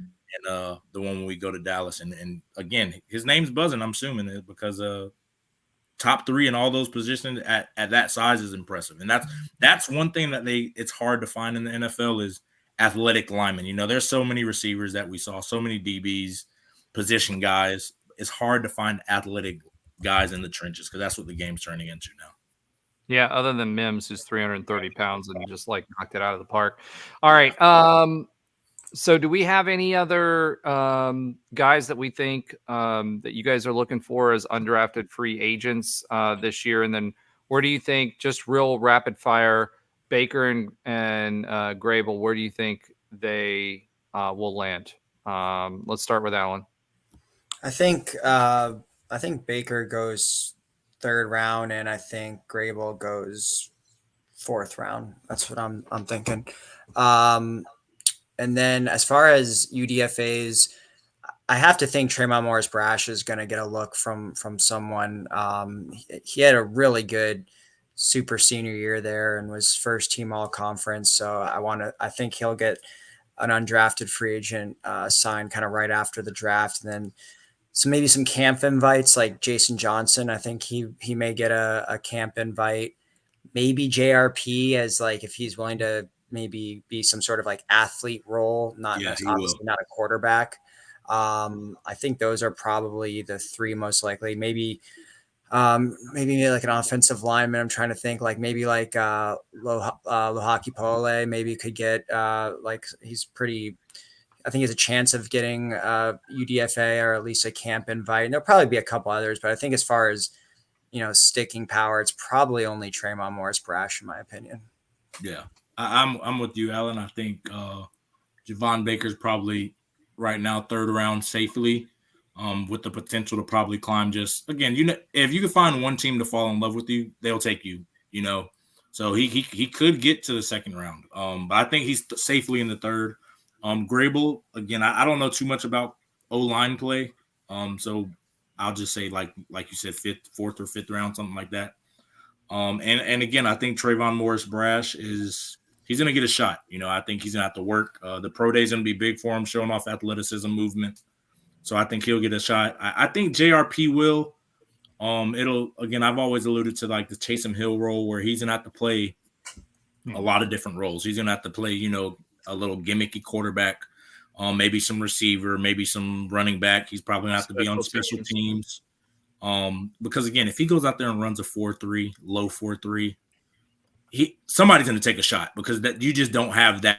And he's not a small dude. He's a bigger kind of guy. So he'll get a shot. I don't know if it'll be a tryout or undrafted. And I think those are like the bigger guys. The O-lineman will probably get a shot because, again, those are hard to find, just big guys that can move if he moves well. So I think those are the guys. I think that's what it's going to be looking like most likely. Again, there's going to be a surprise. There's going to be somebody that tests out of the water that we don't know, and is probably going to get a shot because, you know, that's the NFL. That's what always happens. Somebody's going to do that. So, Ben? I don't have much more to add to as far as where Grable and Baker will go. I agree with what the guys said. I'll say that Trayvon Morris-Brash just smells like the Jacksonville Jaguars pick that is going to be taken from UCF, which happens almost every year as an undrafted free agent. I wouldn't be surprised if that's the call that he goes to. It just seems like that always happens every season. And yeah, I agree about JRP. I mean, I feel like some team is going to fall in love with his measurables from a speed standpoint, from his quickness. We said it all the time, you know, love him or hate him as far as his ability as a quarterback. He always seemed to be the biggest or the best athlete on the field every time he walked across the white line. So I think that'll be evident in the way he tests, and some team will take a chance for him to bring him into camp. I think there's no doubt that he'll be in a camp somewhere, but I don't think he'll be drafted by any means. So yeah, I think I agree with what the guy said, and I would be a little surprised if Trayvon Morris-Brash wasn't able to make a team. I think he has he has probably the best chance of outside of the two that we mentioned will get drafted as Alan said, of sticking. Yeah. And another thing, like JRP has wide receiver, like he played wide receiver at Ole Miss. I think that helps him a little bit. Just again, he's shown the capability to kind of just do it. I don't know how great he is at it, but I think that'll help him get his shot and, you know, get his foot in the door. After that, you know, it's up to him. I mean, you look at some of the offenses in the NFL. You look at some of the offenses in the NFL right now. I mean, this West Coast plus basically is that, you know, like there are a lot of short passes. There are a lot of swing passes out to those athletes trying to get them in space. It's just like college football. And if he can go in with that mentality of like, I'm going to take advantage of any spot I could possibly get. I mean, I think that he has a shot of because like you said, like you said, if it's one thing about him, he's always the best athlete on the field, at least up to this level. So if he can carry, even just be one of the guys, you know, he's going to get a shot. So, all right, Josh. I mean, I'm trying to go as deep as I can on this 2023 roster to see if there's anyone else possible. And I'm not seeing it. I mean, you talked about everyone that could probably possibly go unless someone randomly tests out of their mind and doesn't have enough film and someone wants to take a shot. I would say for the rounds, I would say Baker's probably going to be a third or fourth. And Grable, here's the thing, it's offensive linemen are interesting because some years, like, it's half of the first and second round. Like sometimes it's off the charts. So he could even get about the same third or fourth round. I think they're all gone by the fifth.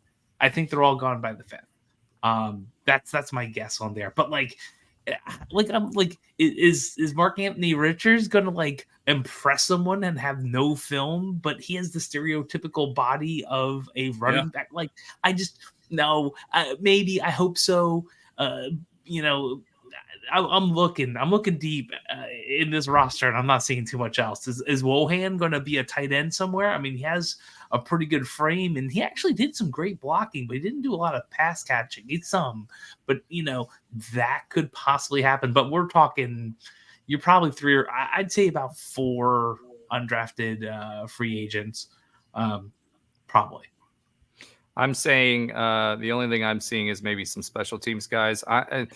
Trayvon Morris Brash, he's a good college player. He doesn't quite have the size and he doesn't quite have the speed for the NFL game. So his pro day is going to be pivotal as to what kind of shot, if any, he gets. Gotta run fast. He's got because he's small. I mean, well, for NFL, he's a smaller guy, so he's gonna have to run fast. Yeah. Yep. All right. UCF did add a new coach this past week, Lee Summit. He's from Missouri, and there's a certain Missouri player that played for him that may be heading to UCF as well as part of that deal. He's going to be in an analyst role for right now, and we'll see what happens there. But he's very well known in recruiting circles at that high school. Sent a lot of starters to Mizzou.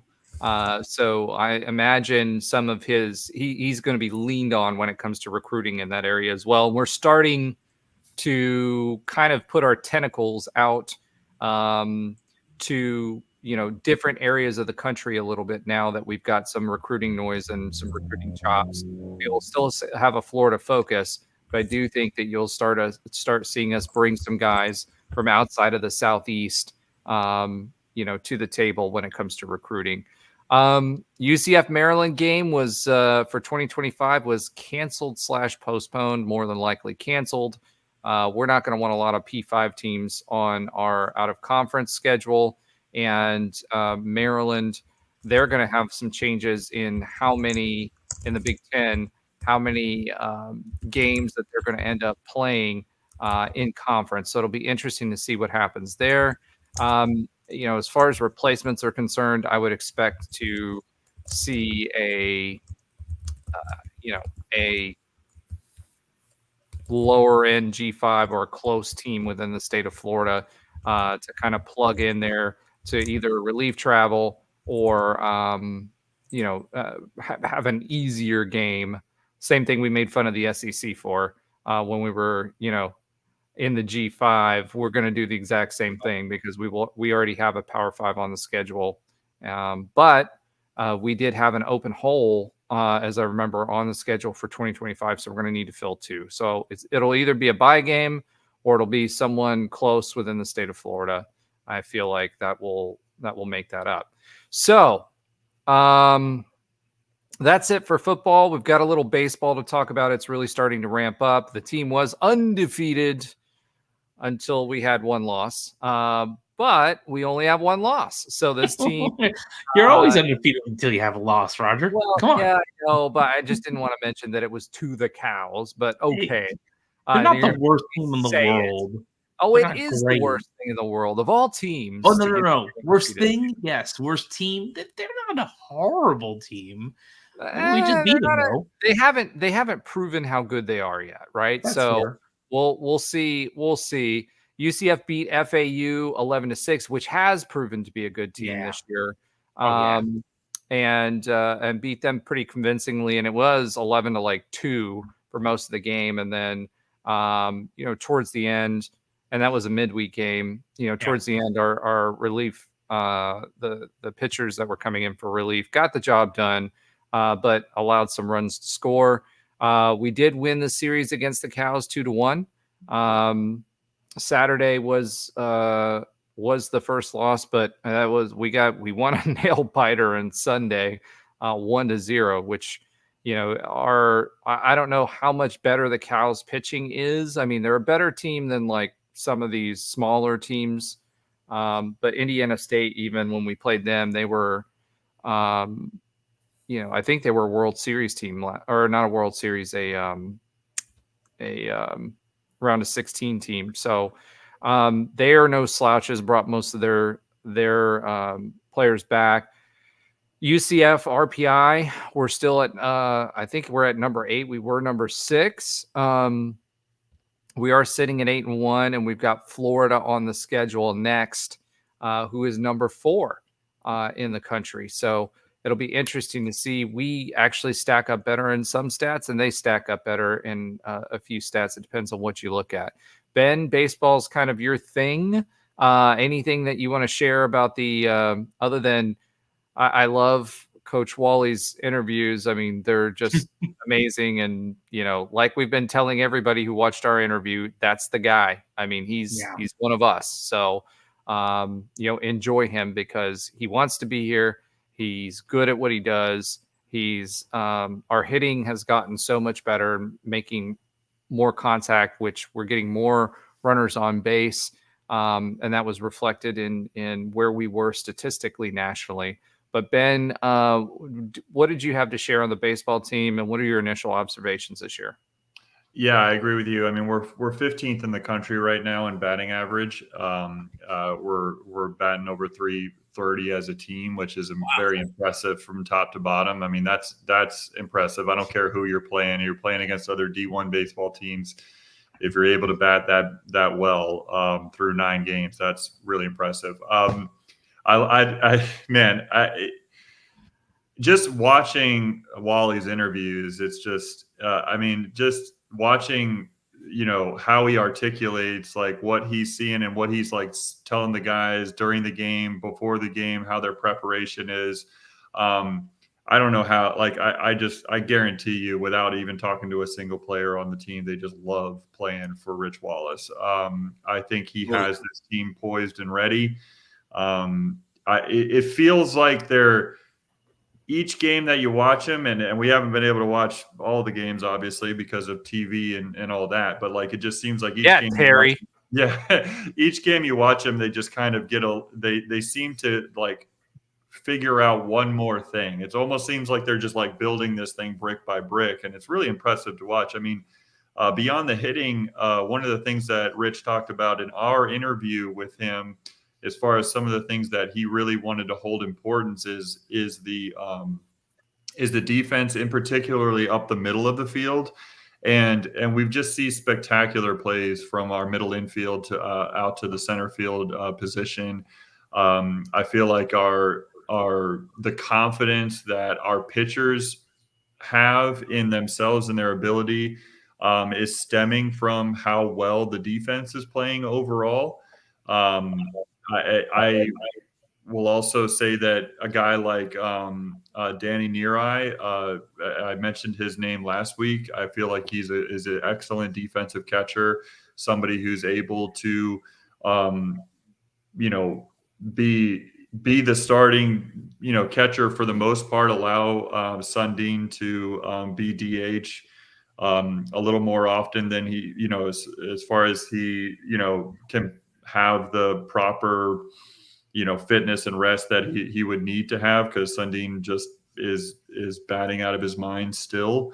And we kind of just have with batters at every position in the lineup. There is no breaks in this lineup so far. As far as what we've seen, we've got guys that can not only hit for contact, but hit for power and kind of put the ball in the right spots. I mean, you have Lex Bodeker, who probably struggled the most through the first 2 weeks of the season going into the Cows series. I mean, he's the guy at the end of the game with a runner on second in the bottom of the 10th, and he comes through in such a huge way with the walk-off. I mean, not only that he was able to get the hit, to me, he just battled at that at bat.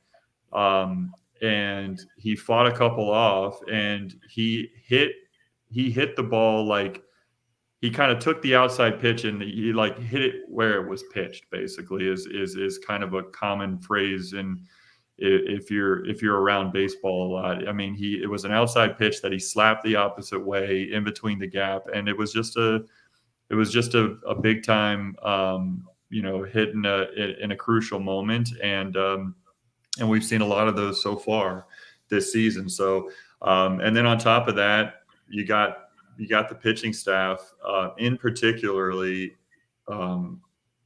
the bullpen has been very impressive. I think the relief pitching has been, outside of that one game on Saturday night, which, I just felt like the Cows got hot at the right time in that game and were able to put a few across when they needed to. But I feel like the bullpen overall has been very impressive. And then Sunday, Santala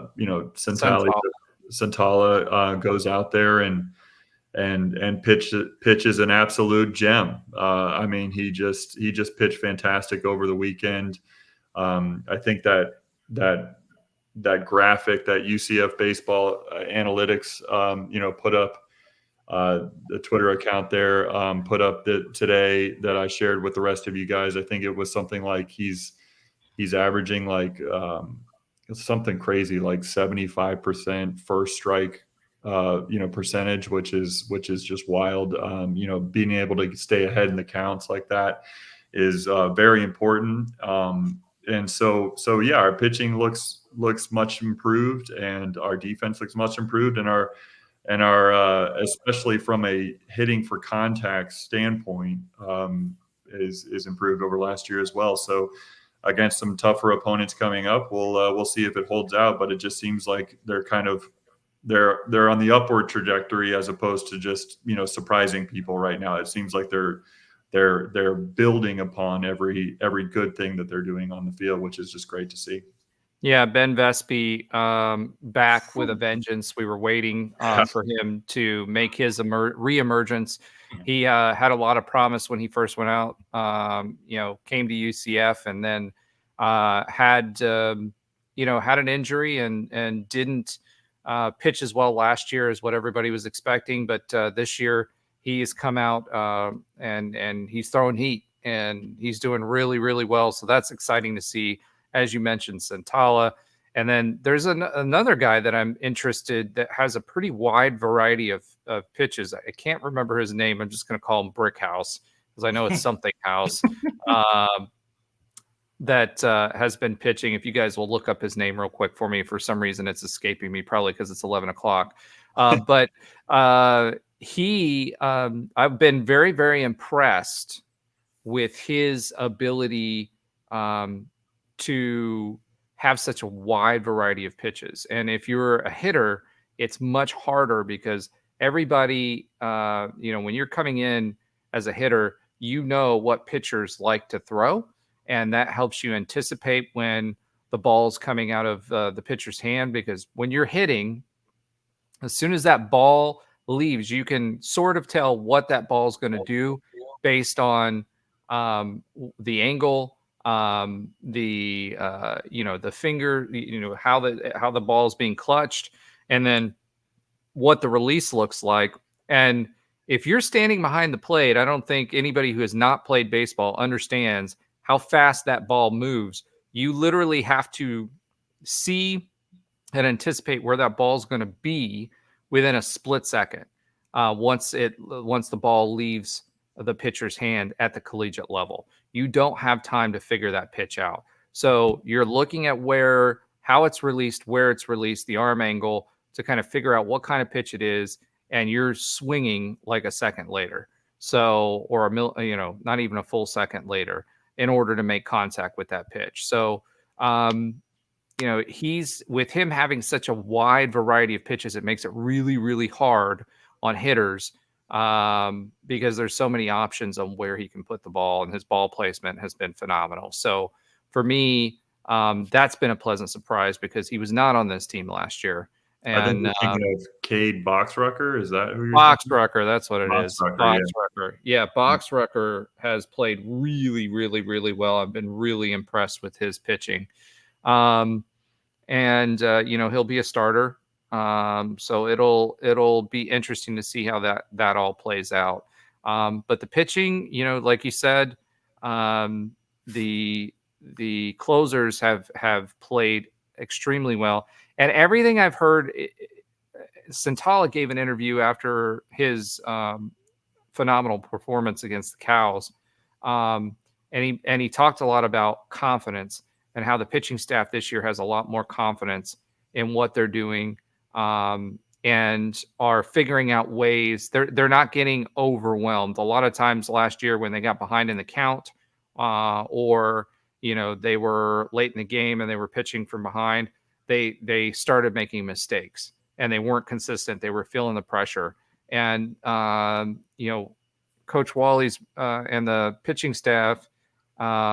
coaching staff has been really focused in on making sure that they're not feeling the pressure or know how to deal with the pressure and taking it one pitch at a time. And I've seen that a lot this year, whereas last year that would have led to mistakes. Yeah, I feel like the defense that's backing them up gives them that much more confidence as well. I agree with you. They seem to be loose on the mound no matter what the situation, which is great to see. All right, Tre, have you caught any of the baseball games since you can't watch them on TV? What is you doing, Terry? Come on, Terry. No, I mean, I didn't get because I wasn't on last week, so I didn't get to talk about the UM game that we went to. I talked to Coach Wally afterwards. I mean, they were amped, man. You could tell those guys. Did he remember you from the podcast? I hope so. Yeah. He said he appreciated me coming out. I said, I told you. I said, I could have gave you a couple innings, but it looks like you were good. Yeah, I mean, those guys look like they are enjoying playing for him. Like just as amped as he is, I think, like you said, Roger, he's a guy's guy, and players notice that, and they relate to that very well, at least in my experience, because he's walked in those shoes specifically, at UCF. Yeah, like so, like that holds weight to guys, even in the world of transfer portal and guys coming in. When you play for a coach who's walked in your shoes as an athlete, it resonates differently. And again, he's just as amped as those guys, where he's just as into it, just as fired up, And I think, again, when your head coach is like that, the way your head coach is rubs off on the team a little bit. I think that just goes with, at least up into college. I don't know so much about the pros, but for sure, little league, high school, and college, it rubs off. And again, he's amped. And I think that's what you want, that as a player, a coach who's just as into it as you, who's just as passionate as you, and again, who understands it. I think that's the perfect formula in my opinion. But again, we have some big games coming up. I want this honeymoon phase to continue to go on. I want this to keep building it. I don't want it to just be this early on and then it just kind of fizzles out. I think I want it to keep going. So again, it's at the end of the day, it's up to the guys to keep building it how they want. If they want this program wherever they want to take it, they got to do it, and how they want it is how they have to do it. So I'm excited. It was fun. One of the things I loved about that, what you're saying about, just while he's here, he's a UCF Knight, he bleeds black and gold. It's like after the FAU win, he knew the social media cameras were on him. He wasn't shying away from it. He said, exactly. He said, good win. He said, good win, and then we're going to go on this weekend and we're going to take that team out west. Like he wasn't going to call them USF. He wasn't going to call them the Bulls. He was said, that team out west. Like, I mean, and you saw it all weekend in the interviews. He was not about to. I mean, he did everything short of basically calling them like the cows, like we would. Yeah, exactly. I will say he wanted to win those games. It was awesome. He did say and make it a point to say that we should keep that series going. Yes. And both teams want that to happen. So I think that's a good thing. And I think Tre may have run out of battery life again. It's the 2 hour mark. All right, Alan, anything you want to say to back clean up on this before we move on? I'm gonna be honest, I don't have a lot to say about baseball, but no, I mean, it's good. We're off to an 8-1 start. I did go to the FAU UCF games. That was cool. Got to the home run there, and the team looks good. Hopefully they can keep up this hot start into conference play. Awesome. Well, let's go ahead and move on. One of the things we're not going to have Tre yell at a cloud. I don't think Tre's yelling at anything right now because he's disappeared from the screen. We don't have any UCF Re-Education quite yet. Ben, that's a missed opportunity on your part with all those people there. I mean, geez Louise, bro. However, I do want to give a quick shout out. I gave some education with saying that I'd never been to this players' lounge before, and I didn't remember eating a pregame meal up there. Come on, now it's a little bit. I gave you a tidbit.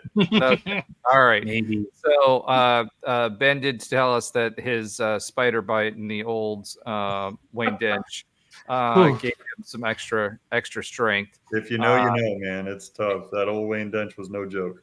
Yep.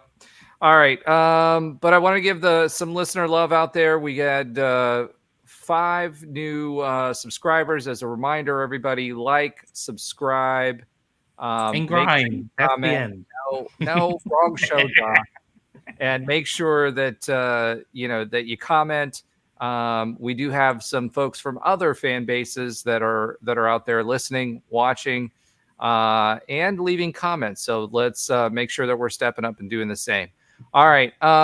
Beyond that, let's go ahead and move on to Alan's oxymoronic. Oh, I've messed that up. Alan's oxymoronic stat of the week. Alan. Fortunately, Ben actually did take my stat for the. Hold on, Josh. Sorry, Alan. I'm sorry, man. All good. I did find another stat quickly, though. It's not as cool as talking about playing the number 1 team in the country, but I did just see this though, that in home games this year, then UCF is putting up 8 more points per game than they are in road games, 73.7 versus 65.7. So we are playing Houston at home. So hopefully that will obviously help us out. And we are also, some other interesting stats I found here. We are down to 238th in college basketball, all of college basketball, for 3-pointers per game, and 314th for 3-point shooting percentage. So that, I think, tells a big story. Great. We shouldn't probably shouldn't be chucking up threes.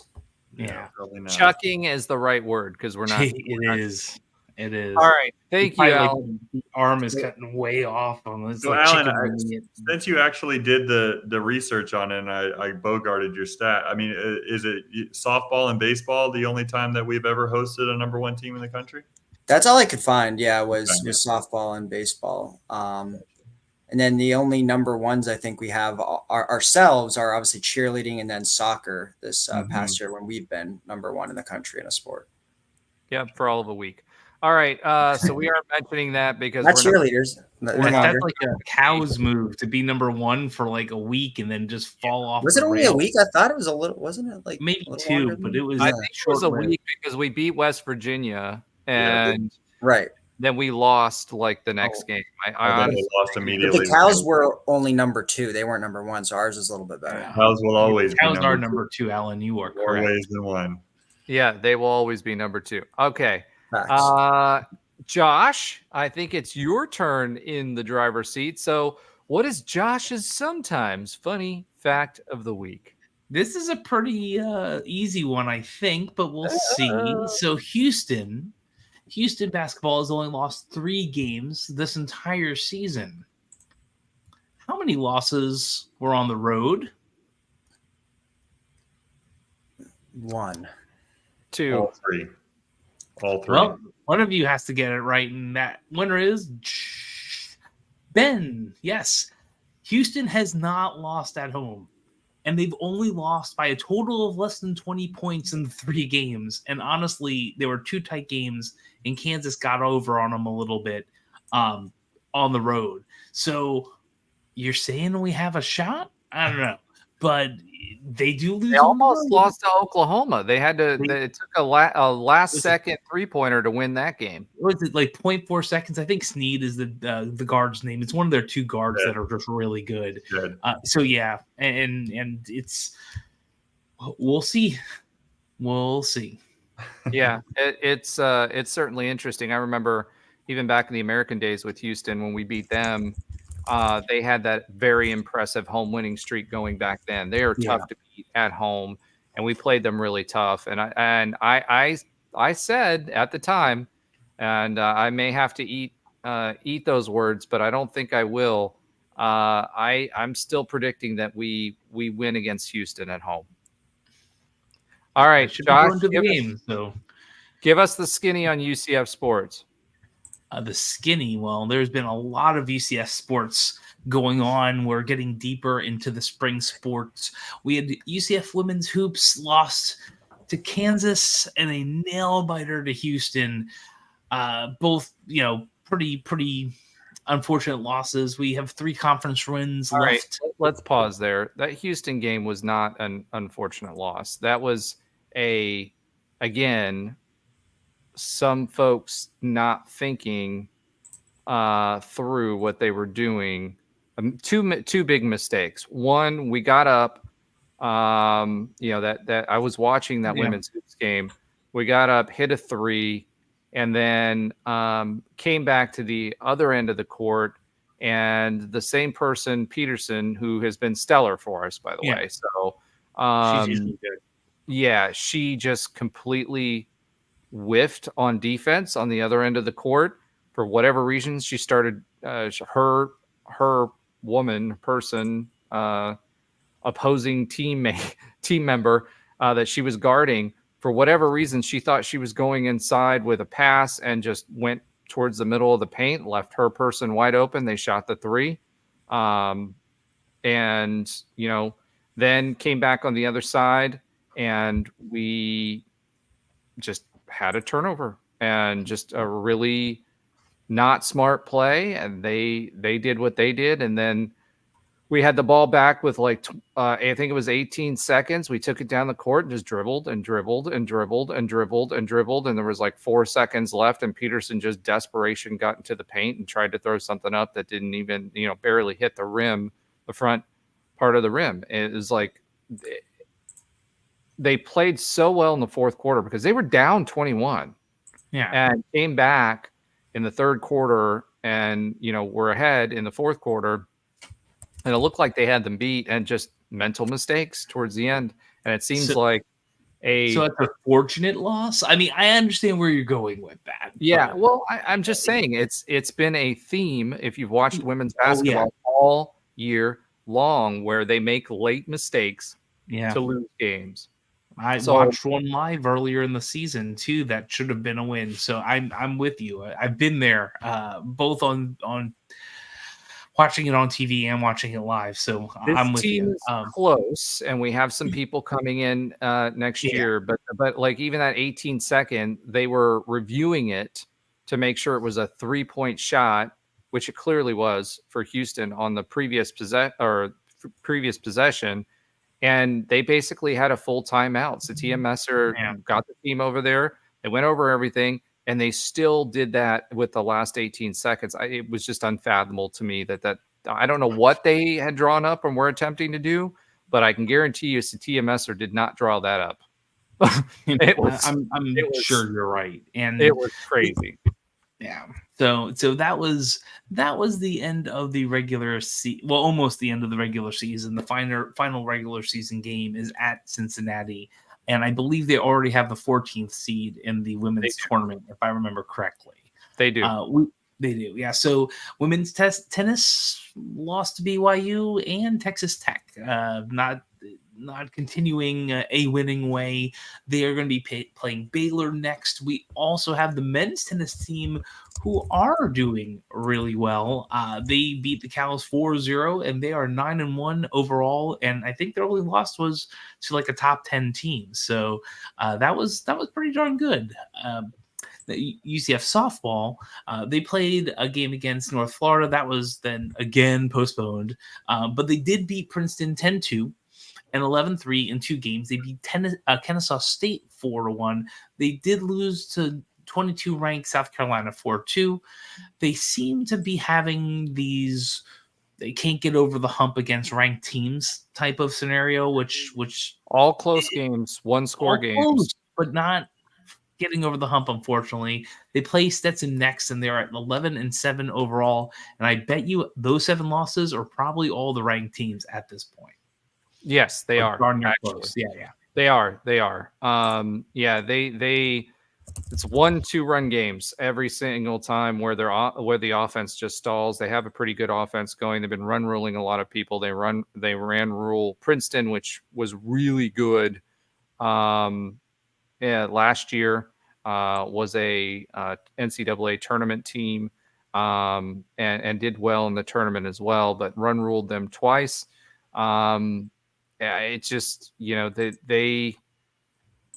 they're low scoring, 1 or 2 in. That clutch hitting that they had the prior year, that they're just not finding that clutch hitting. So hopefully that that switch is flipped for them. But when they're on, they're on. So we've got a lot of good hitters. We just got to figure out how to do it in the clutch. All right, and that does it for this week, 204. Again, for those of you that checked out our social media, you saw a teaser commercial for some of the things that are coming down the pipeline, and we'll have some more of that going out here pretty soon. So keep your eyes peeled for that. With some big news that's going to be dropping in April, which is a great month because that was the month I was born, and that's the only reason. But that's it for this week. I thank all of you guys for joining us. Thank you, Nobra, for coming back and producing. It makes it a lot easier when I don't have to do that.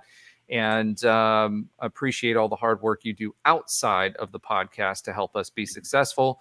Remember to like, follow, comment, give us the good with the bad and the ugly. Yeah. We appreciate all of it. Thank you, and go Knights. Charge on. All right. That was not bad. It was a little bit better. There you go, Kevin. We're under 2 minutes and 10 seconds.